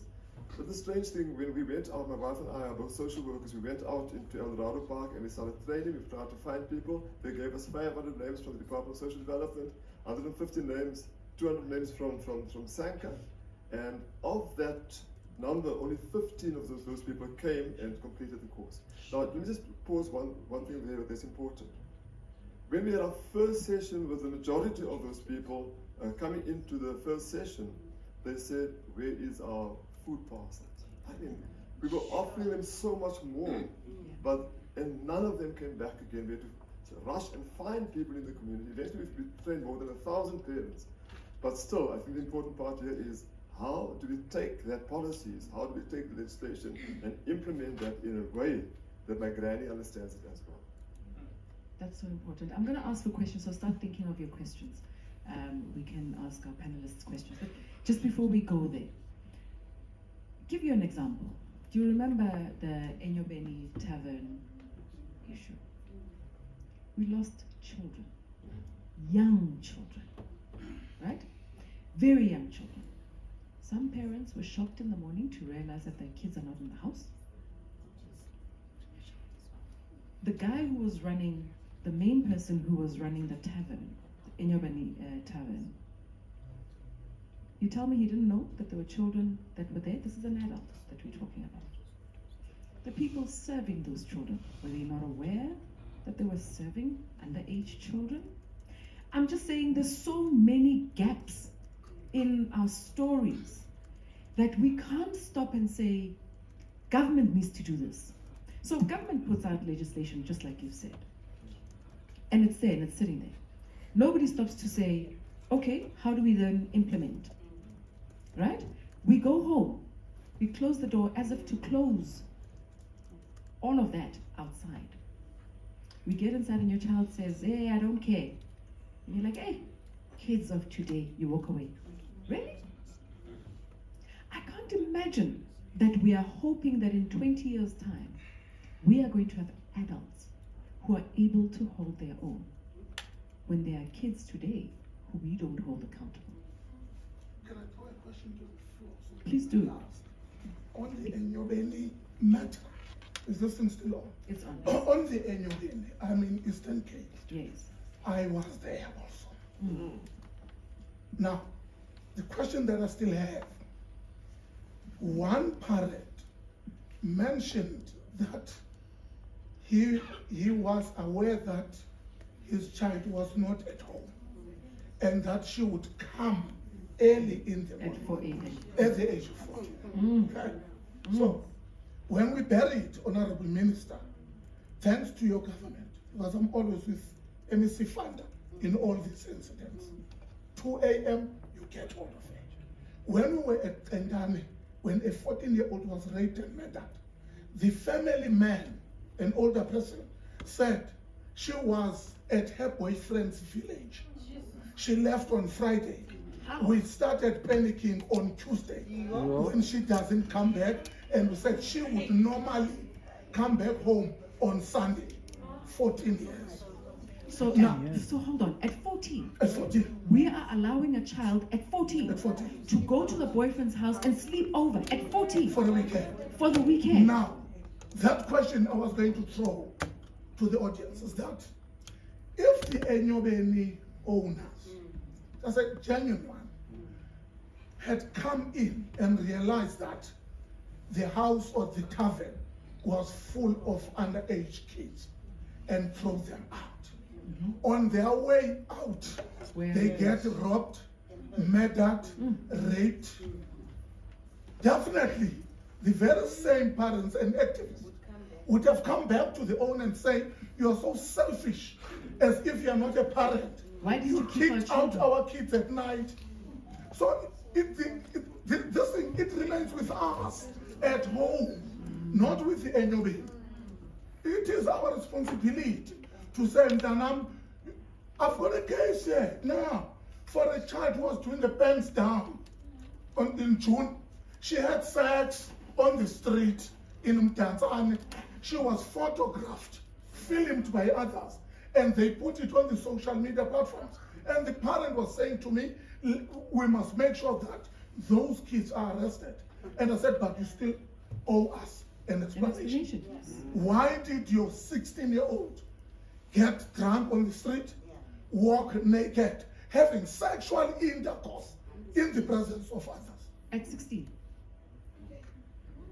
In an open space, on the street." We are very close to the end of the world, I can tell you now. Because we are there. We are there. That's the only thing that could answer this one.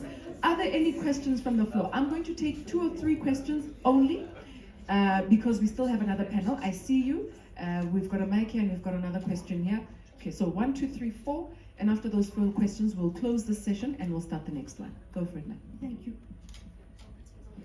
Thank you very much to the esteemed panelists. I just want to say, and I think what you alluded to, the responsibility, accountability, but looking at it from a broader lens, a wider lens, if we just look at the advertising industry, the lucrative advertising industry about alcohol, about sex exaggerated, it's a must-have where there's no instilling of values, morals, and success is equated with alcohol. Fun is equated. You're missing out. It's the messaging, and I think that's something that we need to look at as well.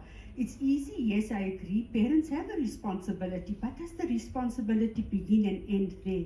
There's definitely a broader context that we need to explore here and hold the relevant people accountable. Thank you. I think actually that's not even a question. That is a statement. Yes. That is so honest and so real, because it's out there. What are we saying to our children? Next to another question. Thank you very much. From listening to the panelists, there's a strong sense that we need to go back to basics. It's about the village. It's going back to the village and ensuring that there are conversations, there's capacity at parent level, because that's the only sustainable way of fixing the problem. There is no government or state that can fix these problems. They start in the family, they start with the parenting issues. And I think we need to be intentional about movement building and going back to the village and continuing to say, this is the only way that these problems can be fixed. We need to invest more in community-based initiatives, right from your mental health, your psychosocial support, and positioning communities as knowledgeable, as skilled and able, and taking back the confidence and reclaiming the power. Whatever it is that has been lost, we need to reclaim it, because without that, everything is not going to turn out well for our children. And that is the solution from my point of view. Thank you. So true. We are actually still the village. We should be the village. Go on. I think the village is wider than the families, because I think the important role that coaches, sport coaches can play. They need to be trained in child protection so that they have a full understanding of it, because children respect them more than their parents. So it's important to use that relationship between the coaches and the children, different sport codes, to make sure that they are also in the same army, as you said, taking that particular army of coaches, joining us in terms of also making a difference and helping those children and identifying the challenges that those children have as well. but also keeping the parents accountable. They shouldn't let go. Sure. You don't remove your foot off the pedal just because the coach has taken over or a teacher has taken over. We have a question. Thank you. My name is Lendi Dlamini from Rodin School. My question is, how do we help our young people to understand the juxtaposition of their rights as against some of the responsibilities that they have? We don't hold them accountable. We flight to them the things that they see in advertising. We talk about bodily autonomy, so then they have sex on the streets. We talk about bodily autonomy. We talk about their rights to have abortion. How do we expect young minds where the prefrontal cortex is still developing to understand these fundamental contradictions that we as adults are struggling with? How do we expect young people to understand this and to manage and grow up and run their lives and enjoy childhood with all of these contradictions that operate in, we call them frameworks. I say frameworks like faith without works are dead. How do we help them?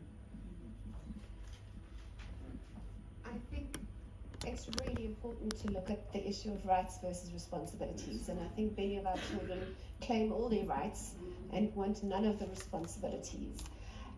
But I think, again, it's a multi-layered response in terms of children need to be held accountable, parents need to be held accountable, communities, businesses.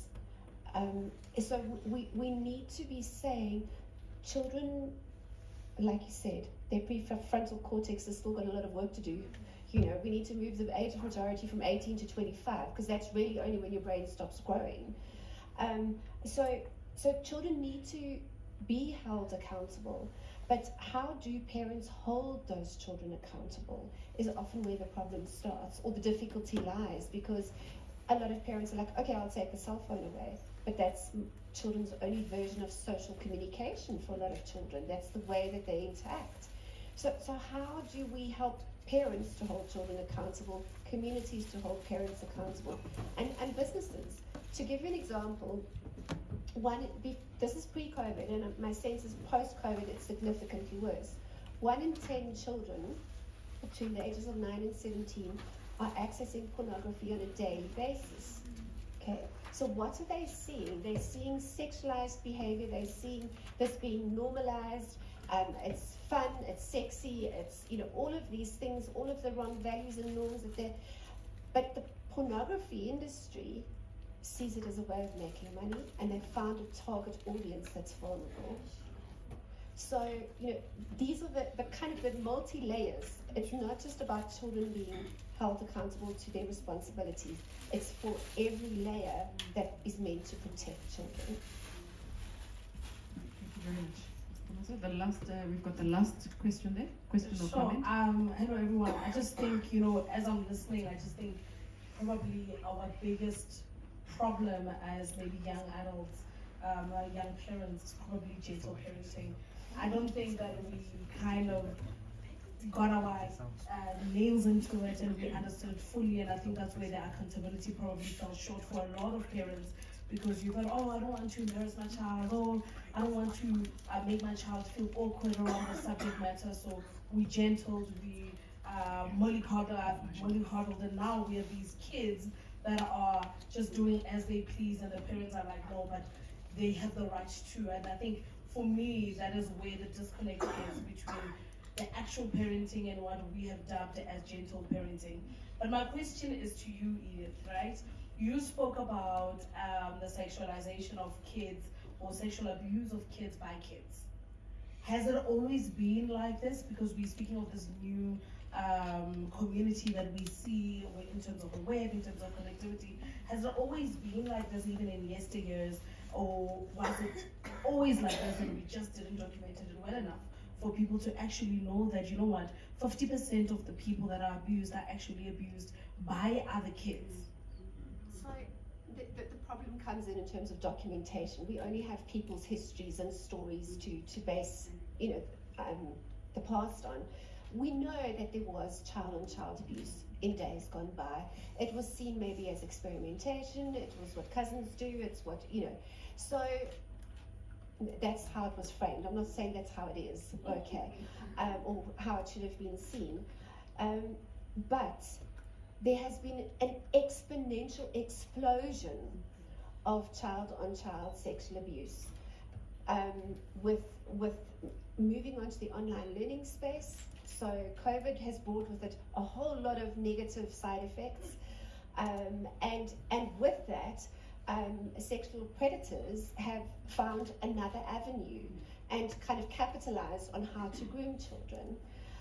So yes, there has always been child-on-child sexual abuse, but it has just exploded exponentially. And also within the COVID pandemic, keep in mind that children will abuse other children who are accessible.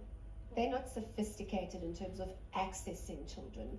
So in the lockdown also, we had a lot of family abuse happening, sibling abuse happening, where children are in the home. So that we also need to really begin to think about how do we help, and this is really critically important, hurt people hurt other people. So the child who is committing that sexual act on another child is coming from a place where they themselves have been hurt. Not necessarily only in a sexual way, but maybe in a multiple of ways. But the pornography industry is capitalizing on that as well, because these children are being fed this information daily. And it normalizes something that is not real. Pornography is not real, but it normalizes for children, and that's what they think is how sex should look, and that violence is acceptable, or and pornography nowadays, children have choices. There's so many genres of pornography out there. It's not just vanilla girl boy, kind of sex. It's you if you can dream it, it's called Rule 34. If you can think about it, if you can dream it, there will be pornography about it. And children, we know how tech savvy they are. If you want to, if I need something done on my phone, my computer, I'll go to one of our young interns and say, please sort this out for me, I don't know how to do it. So we're far behind in terms of the online sexual abuse space of our children, far behind, and we need to catch up quick. Thank you so much. We could carry on this discussion for the next hour because there's so much to say. Please put your hands together for our panelists.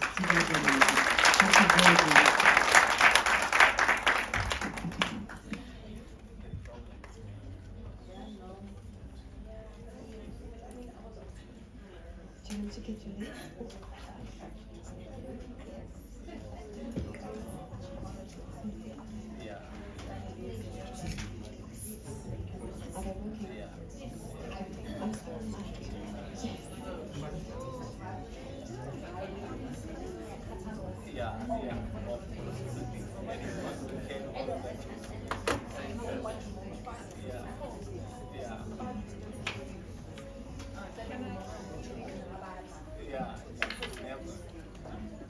Okay, can I ask that we continue?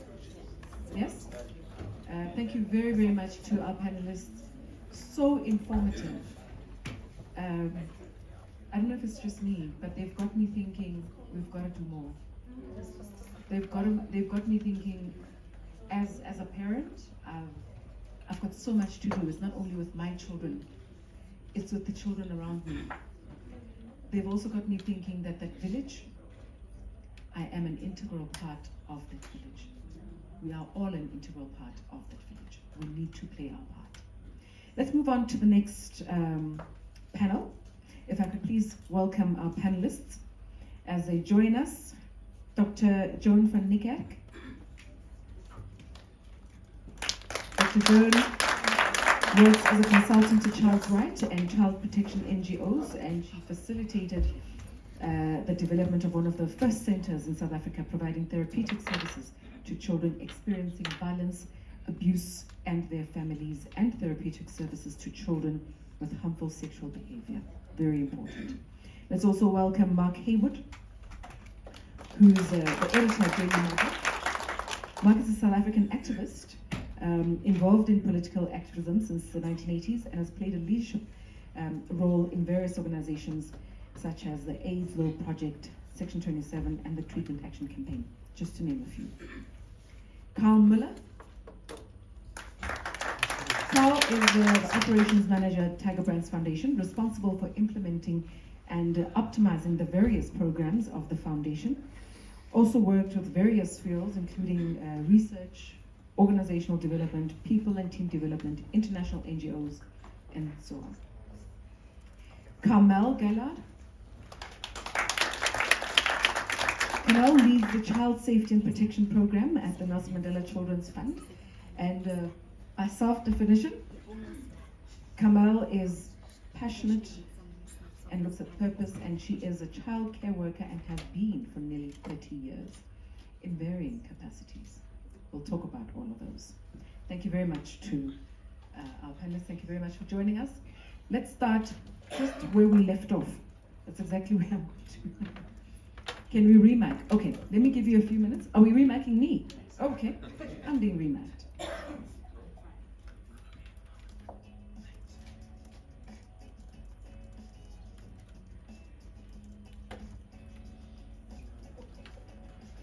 Oh, we don't like to discriminate. That's what he calls it. Thank you very much. Once again, I'll come and join you.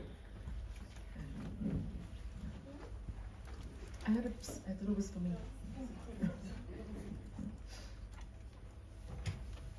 Thank you very much for joining us. As we heard with the conversation before, guys, we're in trouble.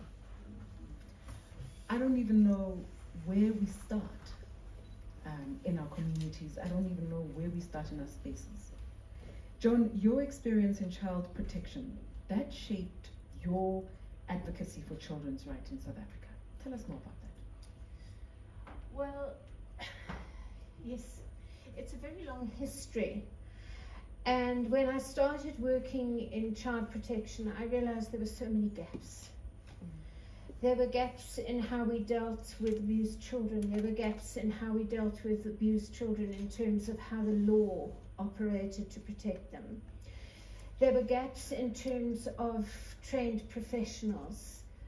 There were gaps in terms of systems in place. And I was part of the post-apartheid law reform process, which was the most amazing process. And I think at the time created a huge sense of hopefulness that we would see things change for children. And then it's difficult to say where things changed and how things changed, but I think somehow or other this country lost its moral compass. Yeah. And my PhD research was just such a sad piece of work because I was looking at what had changed in child protection post the apartheid years, post 1994. And the most positive thing was, of course, the law and policy. But the biggest gap was in its implementation and the loss of a sense of morality across the board. Many of our political leaders, I'm going to be honest here, I've always spoken the truth about this, and I think the example set by many of our political leaders was a poor example for people on the ground. I just want to thank the Minister for being present here today and coming back into the room now, because so often when we have panels like this, the powers that be, the political powers, have left once they've done their speech. So and thank you, Minister. Sorry? We end up talking to ourselves. We end up talking to ourselves. More of the same, more of the same. But I'm a person who is the eternal optimist. I believe that things still can change. I can believe that the change begins with each one of us. It begins with me. So I have to make my voice heard when things are not going right for children. Sometimes it's difficult. I can remember going into spaces where if they heard my voice in the passage, everybody would close their doors. And that was hard. And maybe sometimes even threats of repercussions were hard and had a massive impact at one stage on my own children. But I think one has to also teach one's children to be resilient and to understand that sometimes truth to power, truth to those who are perhaps compromising the well-being of children is your responsibility. Yeah. That's so important. And I'm proud of my children, and I want to say this, that many of them have continued some of the work that I have done in various ways, perhaps not in direct service to children, but indirect service to children, particularly in teenagerhood and early adulthood. But I want to say to the audience, if you want things to change in this country, you have to speak the truth. You have to be brave enough to do so. And you've got to continue. It's like a voice, a child's voice who discloses abuse and is not heard the first time. You've got to speak and speak and speak until you are heard. We say this to children. Continue telling people about what is happening until someone hears you and responds. It's the same with our responsibility as adults working in this field. We've got to be there. There's also the responsibility to the media. Mark, as an editor, how do you think the media can play a role in advancing child's right and protection? The first thing to say is the obvious thing, which is that the media has a huge role. You know, I've been sitting here today, and as you said, I've been an activist for 30 years. There's a lot I know about what is going on in our society and what is going wrong in our society. But as I've listened to the presentations and as I listened to the last panel, I realized how little I know about what is happening to our children and how massive the issues are and how much hinges on how we treat our children, how we aid our children to grow. You know, I was wanting to say something about the Constitution, but I'm going to answer your question instead. But I'll say this one thing about the Constitution. The Constitution says in section 28 that a child's best interests are of paramount importance in every matter concerning the child. And there is no matter in our society that doesn't concern the child. And that is a guide to the media. You know, I would, if I had more power in the media, I would turn the media on its head. And instead of reporting about the misdemeanors of adults, I would talk about the lives of children and help people to understand the lives of children. Because the fact that we don't report on the lives of children indicates that we don't take children's lives seriously, that we don't accord children importance. And I'll just finish answering this part of your question with one thing, which I think the media should be paying attention to, out of so many things to do with children. It's an abomination that 27.5% of our children are stunted because they do not receive sufficient nutrition. In the context of a constitution where the only section in the Bill of Rights that is not limited by talk of available resources, progressive realization, etc., is children's rights. And every child has a right to basic nutrition. Now, what that means, as the minister knows, is if we are serious as a people, there should be no hungry child in this country today. There should be no malnourished child in this country today. And that's not just an issue, by the way, for government. It's an issue for this place where we're in, the Johannesburg Stock Exchange. Let me take from what Joan says and speak a little bit of truth to power before you shut me down.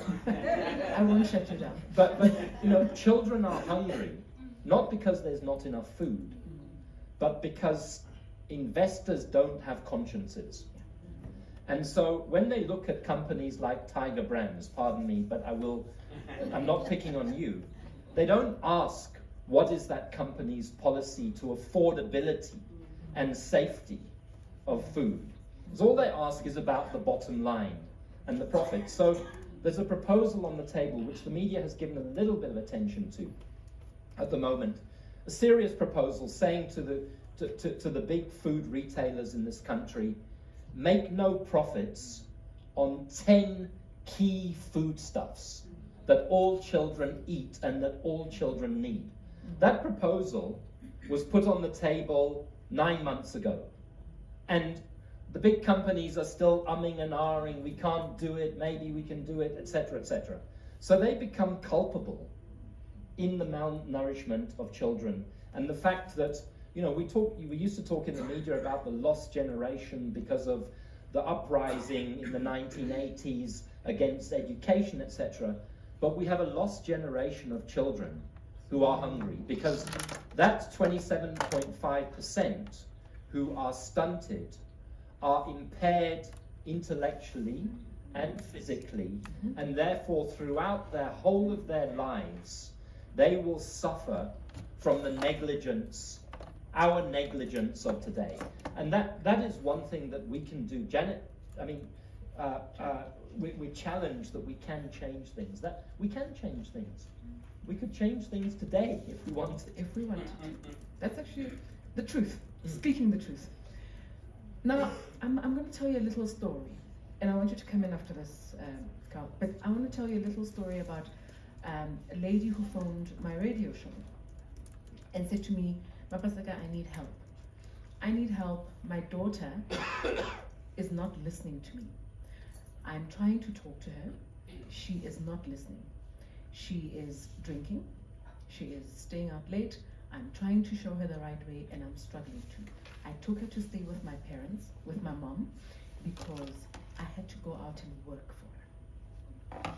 I had to go out and work for her. So I took her to stay with my parents, and I'm not sure why she is now turning out the way she is. So if you've listened to my show, you'll know I then call both of them in because I want to know. The journalist in me says, let's pick and prod and check where the problem is. So I then asked the child, where's the problem? This child turned, looked at the mother and said, Mother, you took me to your parents' house. Where were you when your brother raped me? Where were you when your sister denied me food? Where were you when I couldn't do my homework because there was nobody there who was interested? So do you see the mindsets? She, the mother, was trying to look out for her child. In her mind, she was doing what best she could do at that moment, because she needed to protect her child. She needed to make sure that her child is taken care of financially and. Took her to a place that she thought was a place of safety. This child, on the other hand, was exposed to such neglect and abuse. We now have a child who is sitting, suffering, struggling, dealing with stress, post-traumatic stress disorder, I'm sure, and a whole lot of other issues that have come. How do we protect this child? What is the Tiger Brands Foundation, for example, supporting child safety and protection initiatives? How do we protect that child? Yeah, I think that's a very important point. I need to start with a caveat in that I don't speak for Tiger Brands Limited, the international food company. So we're a trust that has a shareholding in Tiger, from which we derive dividend income, and we fund our programs mostly through that, although we do have funding partners as well. And the second caveat I have is, Mark, stop looking at my notes, because I'm not and you've taken all of my points that I prepared so diligently last night. Sorry. No, but I hear what you say, Mapaseka, and I think if I may quickly talk about the nutrition part, it's an unrecognized slow form of violence that we're going to reap the fruit of in the future. And that's the raison d'etre of the Tiger Brands Foundation. That's why we exist. We're not a nutrition organization. Nutrition is the vehicle for our core business, which is transformation. We want to transform the country, and the route we've taken to do that is through nutrition, specifically in-school nutrition, because the World Food Programme is very clear that internationally in-school nutrition is the largest safety net that supports children, keeps them out of the streets, gets them to school on time. So there are many benefits, and we share Mark's concerns, and we've actually engaged with the company, the mother company as a whole, on these issues. And I'm hoping through a little bit of our work, but also the great passion from the Chief Corporate Affairs Officer, Mary Jane Morifi, Tiger's now starting to talk about how do we democratize nutrition. It's at least the start of a conversation. We've got to get into the C-suite to get him to understand profit versus purpose, I think. And that's not Tiger only, I think that's corporate. I don't want to say corporate South Africa, I want to say capitalism as a whole, right? The corporate as a whole. Coming to your point, I mean, this is a very difficult thing, and I think I want to grab on what other speakers have spoken about in terms of it starts with me as an individual. What do I do for my child? How do I protect my child? But there's a secondary point where you take a child where you think they should be safe, and then that trust is betrayed. Whether that's family, I mean, you know, we've all had exposure to things happening in schools, which is supposed to be a safe place for children, right? There's that in loco parentis. So, you know, I think I wonder as a parent myself, what do I do? How do I become more aware? And I think that's one of the key things as an individual. Am I aware of what's happening in the school? Am I aware of what the qualifications of the teachers are? Am I aware of how a cell phone works? You know, Edith, your point. I don't have to be an expert on these things, but I must be aware. And that awareness also stretches to what's happening in the lives of people I think I can trust. Because I would drop my daughter with her grandparents every day of the week. But am I aware of what's happening in that household? Even with people that I trust. Now, I always thought I was being paranoid because of my history in childcare and my training in psychology, but perhaps this is something we all need to be aware of. Am I aware as a parent? And then I hope that will translate into, do we become aware as a society of where our children are and what's happening to them? You know, I hear you. A lot of our children are struggling with mental health issues. Psychosocial support is an issue. How do we help them, and how does the Nelson Mandela Children's Fund approach these issues and help in these challenging circumstances? Okay. So psychosocial support, by its very definition, means that you are involving everybody. It's a social exercise. It acknowledges the fact that the way we behave and the way we think and relate with each other are interrelated. And so that's how we design all our programs, and why we are so deliberate about partnerships across the spectrum of society. And in the design of our interventions, we look at how every individual is impacted by various components of society and try to bring those together. Are we succeeding? Yes, there are nuggets of success. You know, when you hear a story, I'm thinking about the most recent, when you hear a story about work in an under-resourced, impoverished, violent community, where a self-proclaimed gangster says to a particular individual, you know, a program we're working with, which is focusing on the prevention of fetal alcohol syndrome, that you've got to come and talk to my girlfriend because she's not listening to me, because you know, she doesn't understand that she shouldn't be drinking and doing drugs while she's pregnant. This is the person who's drinking and doing drugs and fairly violent themselves, but has cottoned onto the fact that his child, a very personal thing to him, needs a fighting chance when they're born. You know, that's a nugget of success. our current challenge at the fund, and I'm sure it's a challenge that we share with everybody else, is that once that child is born, with its fighting chance, how long do they have before that chance no longer exists or is severely diminished? Because the investment that we can make is not long enough to see that child through the lifespan of childhood. We need to be coming together. We need more investments, not just from a monetary perspective, but also from influence and from our various skills and talents. And so that's where the current challenge lies in relation to preventing violence for us. The second thing that and it goes back to your question around the psychosocial. So what are we doing within society? The second issue that we're grappling with is why is a community of priority, and a community of priority is where it's worse than anywhere else for us. Why is the community of priority still a priority 20 years later? And those are the hard questions we're grappling with, because that's the current reality. If we were in a community 20 years ago, because of the violence, the sexual violence, and I want to use Lusigi as an example, because it was mentioned earlier.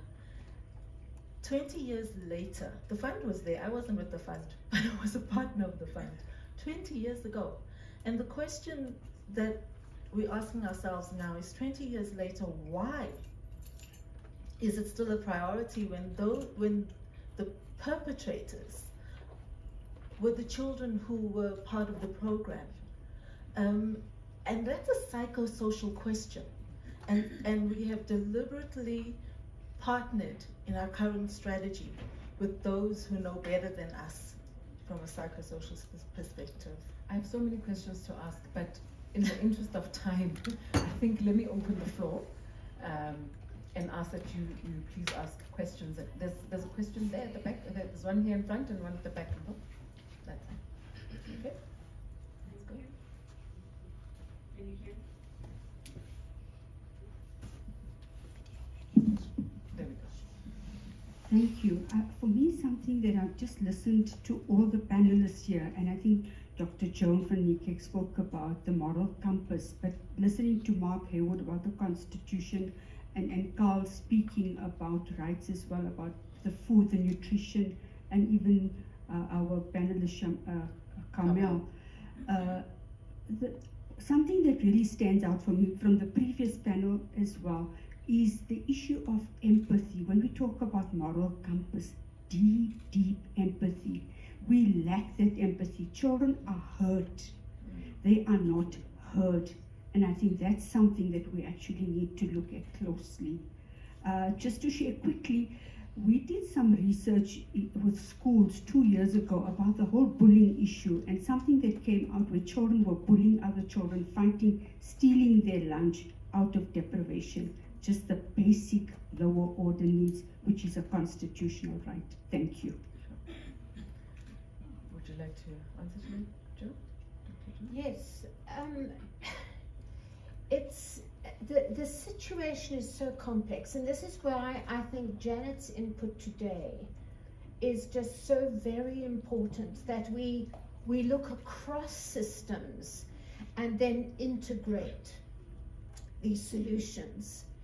I also think we have the responsibility to look beyond our own biological children, because there are so many children out there who are not being parented. Now that's a huge responsibility to put on everybody. I realize that, but there are just so many children who just don't have the care and the love. And you talk about empathy. How do children learn empathy? They learn empathy through being loved and empathized with. It's got to start there. It's got to start with us. Very important. Let's go to the question back. Okay. Sorry. We've spoken a lot about how we've lost the elements of the village, because we know that the village is what raises the child. So my question was, what makes up the village? Parents, people of the community. Where do we find the parents? Where do we find people of the community? And me personally, I feel like the one element that we forget is where we find them. And I think that growing up, especially this is how I was influenced as a child, growing up, we found most of our parents and most of the community in religious spaces, churches, mosques, and places like that. So maybe if as people in corporate spaces partnered with these organizations to help parents, to reach the community, to find out what the issues are. Most of the deepest conversations that I've had were with my religious leaders. Most of the places where I learned empathy was from church, where I learned patience was from church, where I learned the importance of community was from church. So maybe if we spent a lot more time partnering with religious communities and organizations, we'd be able to kind of find the real stories and what actually is going on. And even when we talk about sex, early on, I learned that, as a Christian, I learned that sex is the only sin that affects not only your body, but your soul. A lot of people don't know that. So I think that a huge part of human well-being is the spiritual aspect, and I think we need to tap into that spiritual aspect of human well-being. And I think that the question is like, how do we partner with like religious spaces to help the community and children in that sense? Mark, can I throw it to you there? I agree with you. That's the first thing that I would say. The second thing I would say is that your question about religious spaces and faiths is an important one. I would build on that and say, one of the speakers said earlier on, that we don't have the village anymore. And that's true and it's not true. But there's a lot going on in our communities. And that's the thing that I see through my work as a journalist these days. I mean, I'm amazed by the good that people are trying to do in every community, in every space that you go to. But it's not being recognized and it's not getting the resources that it needs. We have to find a way to change the way we are doing things, to reimagine the way that we are doing things so that we can affirm the people who are doing that kind of work and support it. And part of it, to go back to your question about the media, is just seeing it. Seeing people affirms them, seeing people recognizes them, helping people to strategies for building cohesion, whatever those strategies may be. A few weeks ago I was in Bosmont, in Joburg, people will know, coloured township on the edge of Joburg, and I was talking to a few community activists who are working around sports and the little bit of green fields, the tiny little bit of green space in Bosmont. And the people said to me, and they're having a really uphill battle because Joburg City Council won't listen to them in terms of doing a very simple thing that is just required to unblock the Spruit, which fills up with pollution and when it rains floods the fields so that the kids can't play on the fields and so on. Joburg Council won't do anything, and they've been trying for years to get them to do it. It's a simple thing, unblock the culverts. They said to me something that shocked me. They said in this community, as the kids start to grow up, they've got two choices. It's drugs or sport. And if they don't have sport, because these few little fields here are covered with pollution and water, you take away the one option. So there are many strategies. Faith, religion is a very important, as you say, source of empathy. And there are other possible sources of empathy that we can see and help people to build. The last thing I'd say on this, I come from the NGO sector and the activist sector, but even there, I think we have to have a change in the way we do things. We've got to get people now out back into communities all of the time, working in communities, transferring the power that we have, the power that the privileged amongst us have built up in big NGOs like the ones that I used to run and so on. It's no good keeping it in Braamfontein and places. It has to go to the streets. It has to be transferred back to the people, because people are their own agents. It doesn't need knights in shining armor coming in. It does. I mean, the knight in shining armor is important always, but the knight in shining armor gives power to the people around them, and that's when we'll get the change. Thank you very much. There is time for a very quick addition, and then we've got another question over there. I think there's a central paradox that we have to deal with when we come to the concept of the village, in that society is constantly evolving on a structural level in terms of how close families are, where communities are put, but also at a systemic level in terms of how those families work, how does the community work. So the challenge for us is, how do we create the community in the modern, postmodern, pre-postmodern, romantic, whatever era the philosophers tell us we're currently in? How do we transfer that value set into the current society? That's the key thing for me. And one thing that I think, because we're all still human, we still crave love and attention and acceptance and safety and routine, right? That hasn't changed, even though the way it's structured and the way it works might have changed. So one thing is, what are we doing about using technology to create the safe spaces and the conversations? That's one thing I haven't heard us talk about today, right? You have a wonderful opportunity to reach out to so many thousands of people in your radio shows, in your media work, but there are millions in the country just sitting on the WhatsApps and the things like, how do we leverage that to create conversations around morals, ethics, beliefs, places of safety, where can you, all of that sort of stuff, because that is what our kids, that is where they live. Thank you very much for availing yourself for Yeah, my show. I'll stop there. No, thank you for availing yourself as a guest on my show. I will give you the date. So this is how we get guests. Good afternoon. My name is Lonwabo Kulati. I'm the CEO of Love Life, and I really enjoyed the presentation here. I'm just wondering what the implications of the austerity budget yesterday are going to be on the children, and everything that we're talking about here. The second issue I wanted maybe to propose to the Nelson Mandela Children's Fund, especially as they're organizing this thing next year again, is to involve the actual parents as speakers. I mean, we are parents. As I was coming here, I was talking to my daughter about her going back from writing exam to school.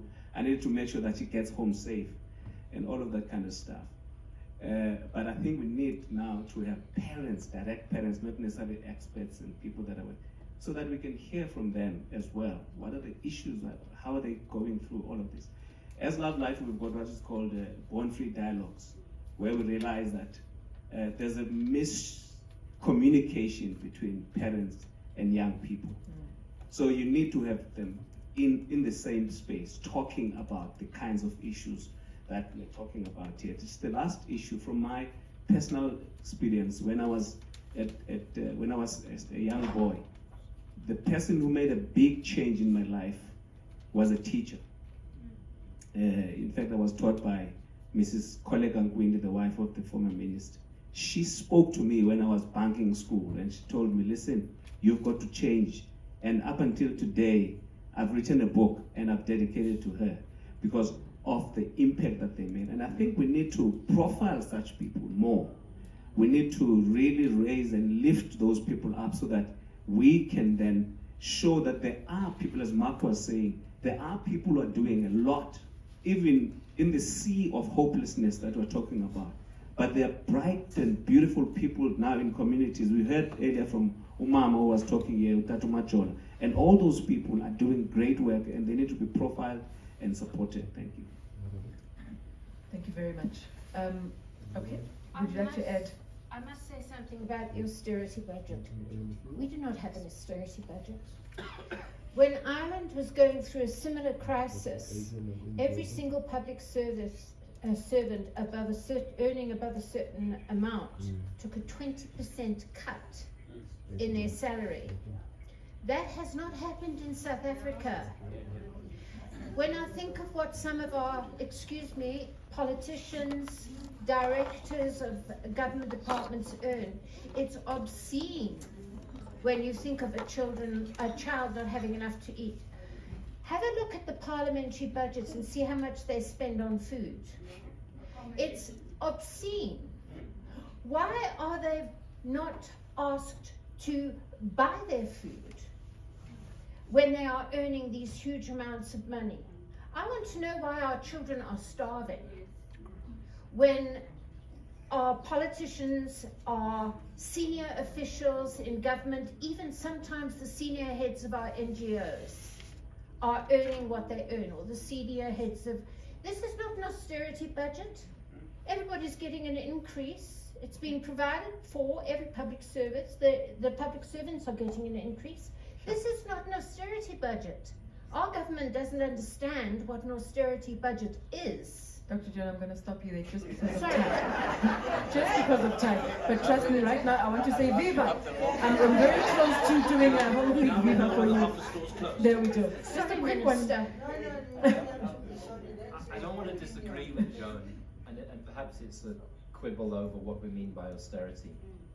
But it is an austerity budget, because it's cutting the budgets of key government departments. We're cutting what we spend on education per capita. We're cutting what we're spending on health per capita. You're right insofar as there are people who get paid too much. The ordinary public servant, I don't believe, gets paid too much. The frontline public servant worker.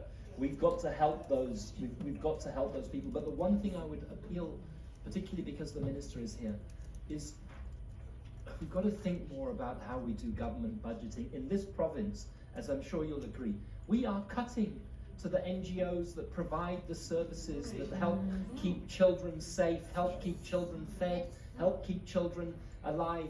What we do in this province, we found 1.5 billion rand for Gauteng crime prevention wardens, but we took it away from the Department of Social Development and places that are caring for people. So we're saying, okay, we'll just make sure there's more people to fight people who inevitably fall into drugs and crime and everything else and starving. So that doesn't make sense, and it has to stop, please. It has to stop. We've actually got to find a way of recalibrating not only our moral compass, but also recalibrating how we look at fixing things.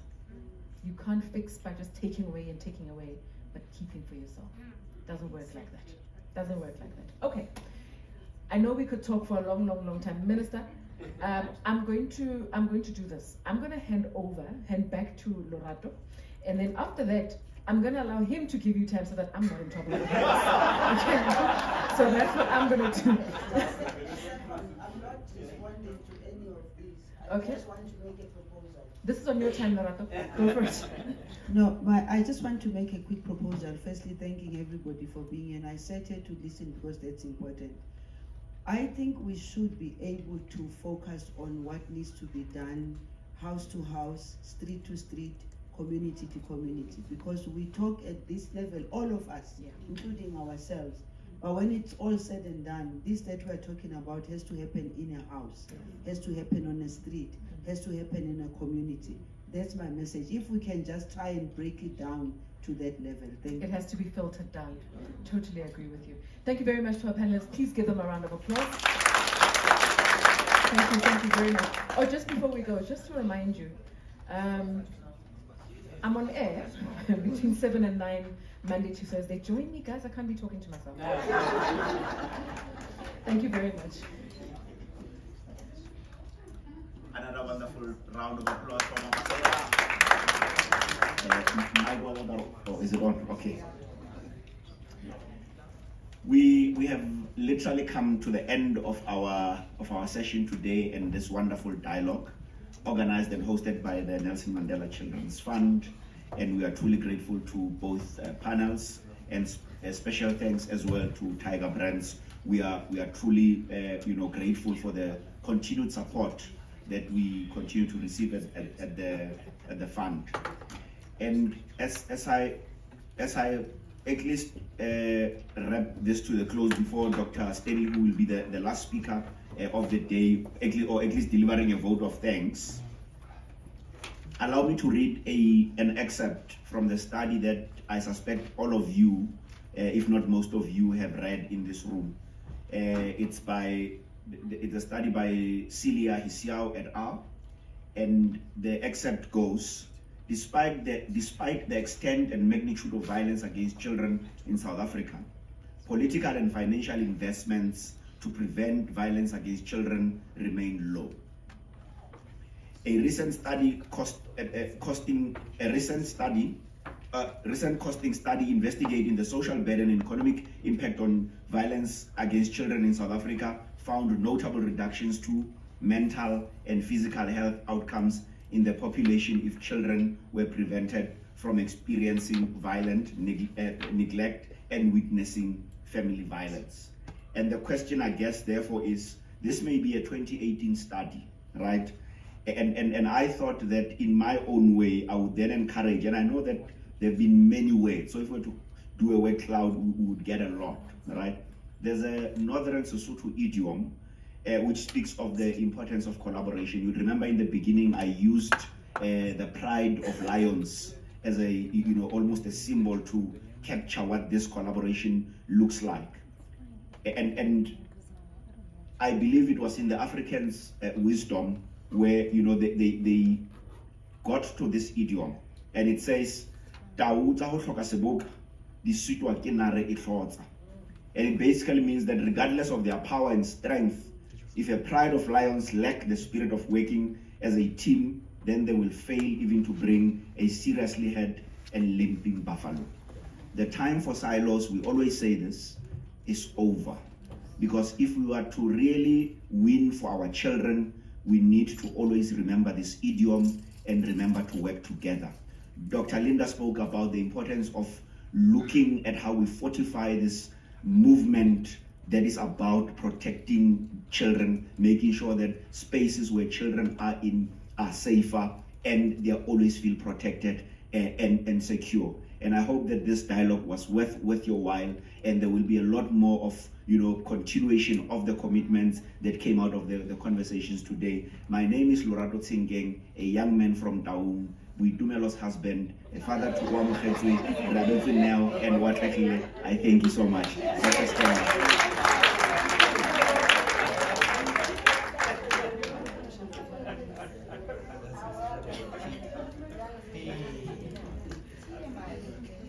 Program Director, thank you so much. I don't want to waste time. I've been warned to speak very briefly. And my task is very simple. Thank you so much, Honorable Minister, for continuing with us, Dr. Linda, and distinguished speakers that have spoken. We were gathered here to speak about something very critical in our time and to our children. And my work is just to do two things. Number one, to thank you all for coming to this particular session. Let me start off with the team that was behind the scenes, mobilizing everything from the Nelson Mandela Children's Fund, the communications team, the programs team, the CEO's office team. I can't mention the names. Thank you so much, colleagues. Shall we clap our hands to them? Thank you so much for the JSE that has offered us this place, and I think the partnership is not ending here. Thank you so much for all the speakers that were here. Our mission is to create these platforms, and our mission is to create a movement of right-based actors and players and implementers that you are. And if I were to ask a question, as an individual where you are, we had, if you had to write a letter to yourself and say, from now onwards, what am I going to do? That's my first point of call. Write a letter to yourself, or SMS yourself, or WhatsApp yourself. What am I going to do as an individual starting from today? And in the family that you are, what are you going to do in your family? In the civil society space where you are, some you are leaders, some you are implementers, whatever, what are you going to be doing? As a corporate player, here is a key word: invest. Invest in children, invest in players like the Nelson Mandela Children's Fund. Why? Because we are indigenous. Why? Because we are authentic. Why? Because we are evidence-based. And we make things happen where things matter. As government, what are you going to do? We are glad because we've got government here and the minister herself. What are you going to do with the policies? There is a cry that was made today. Coordinate us, bring us together so that we don't work in silos. As a multilateral player, as AU, what are you going to do with us as a signatory to a big organization like the AU? And my last message is, your country needs you, or let's change it, children need you. Point to your neighbor and say, children need you. Thank you.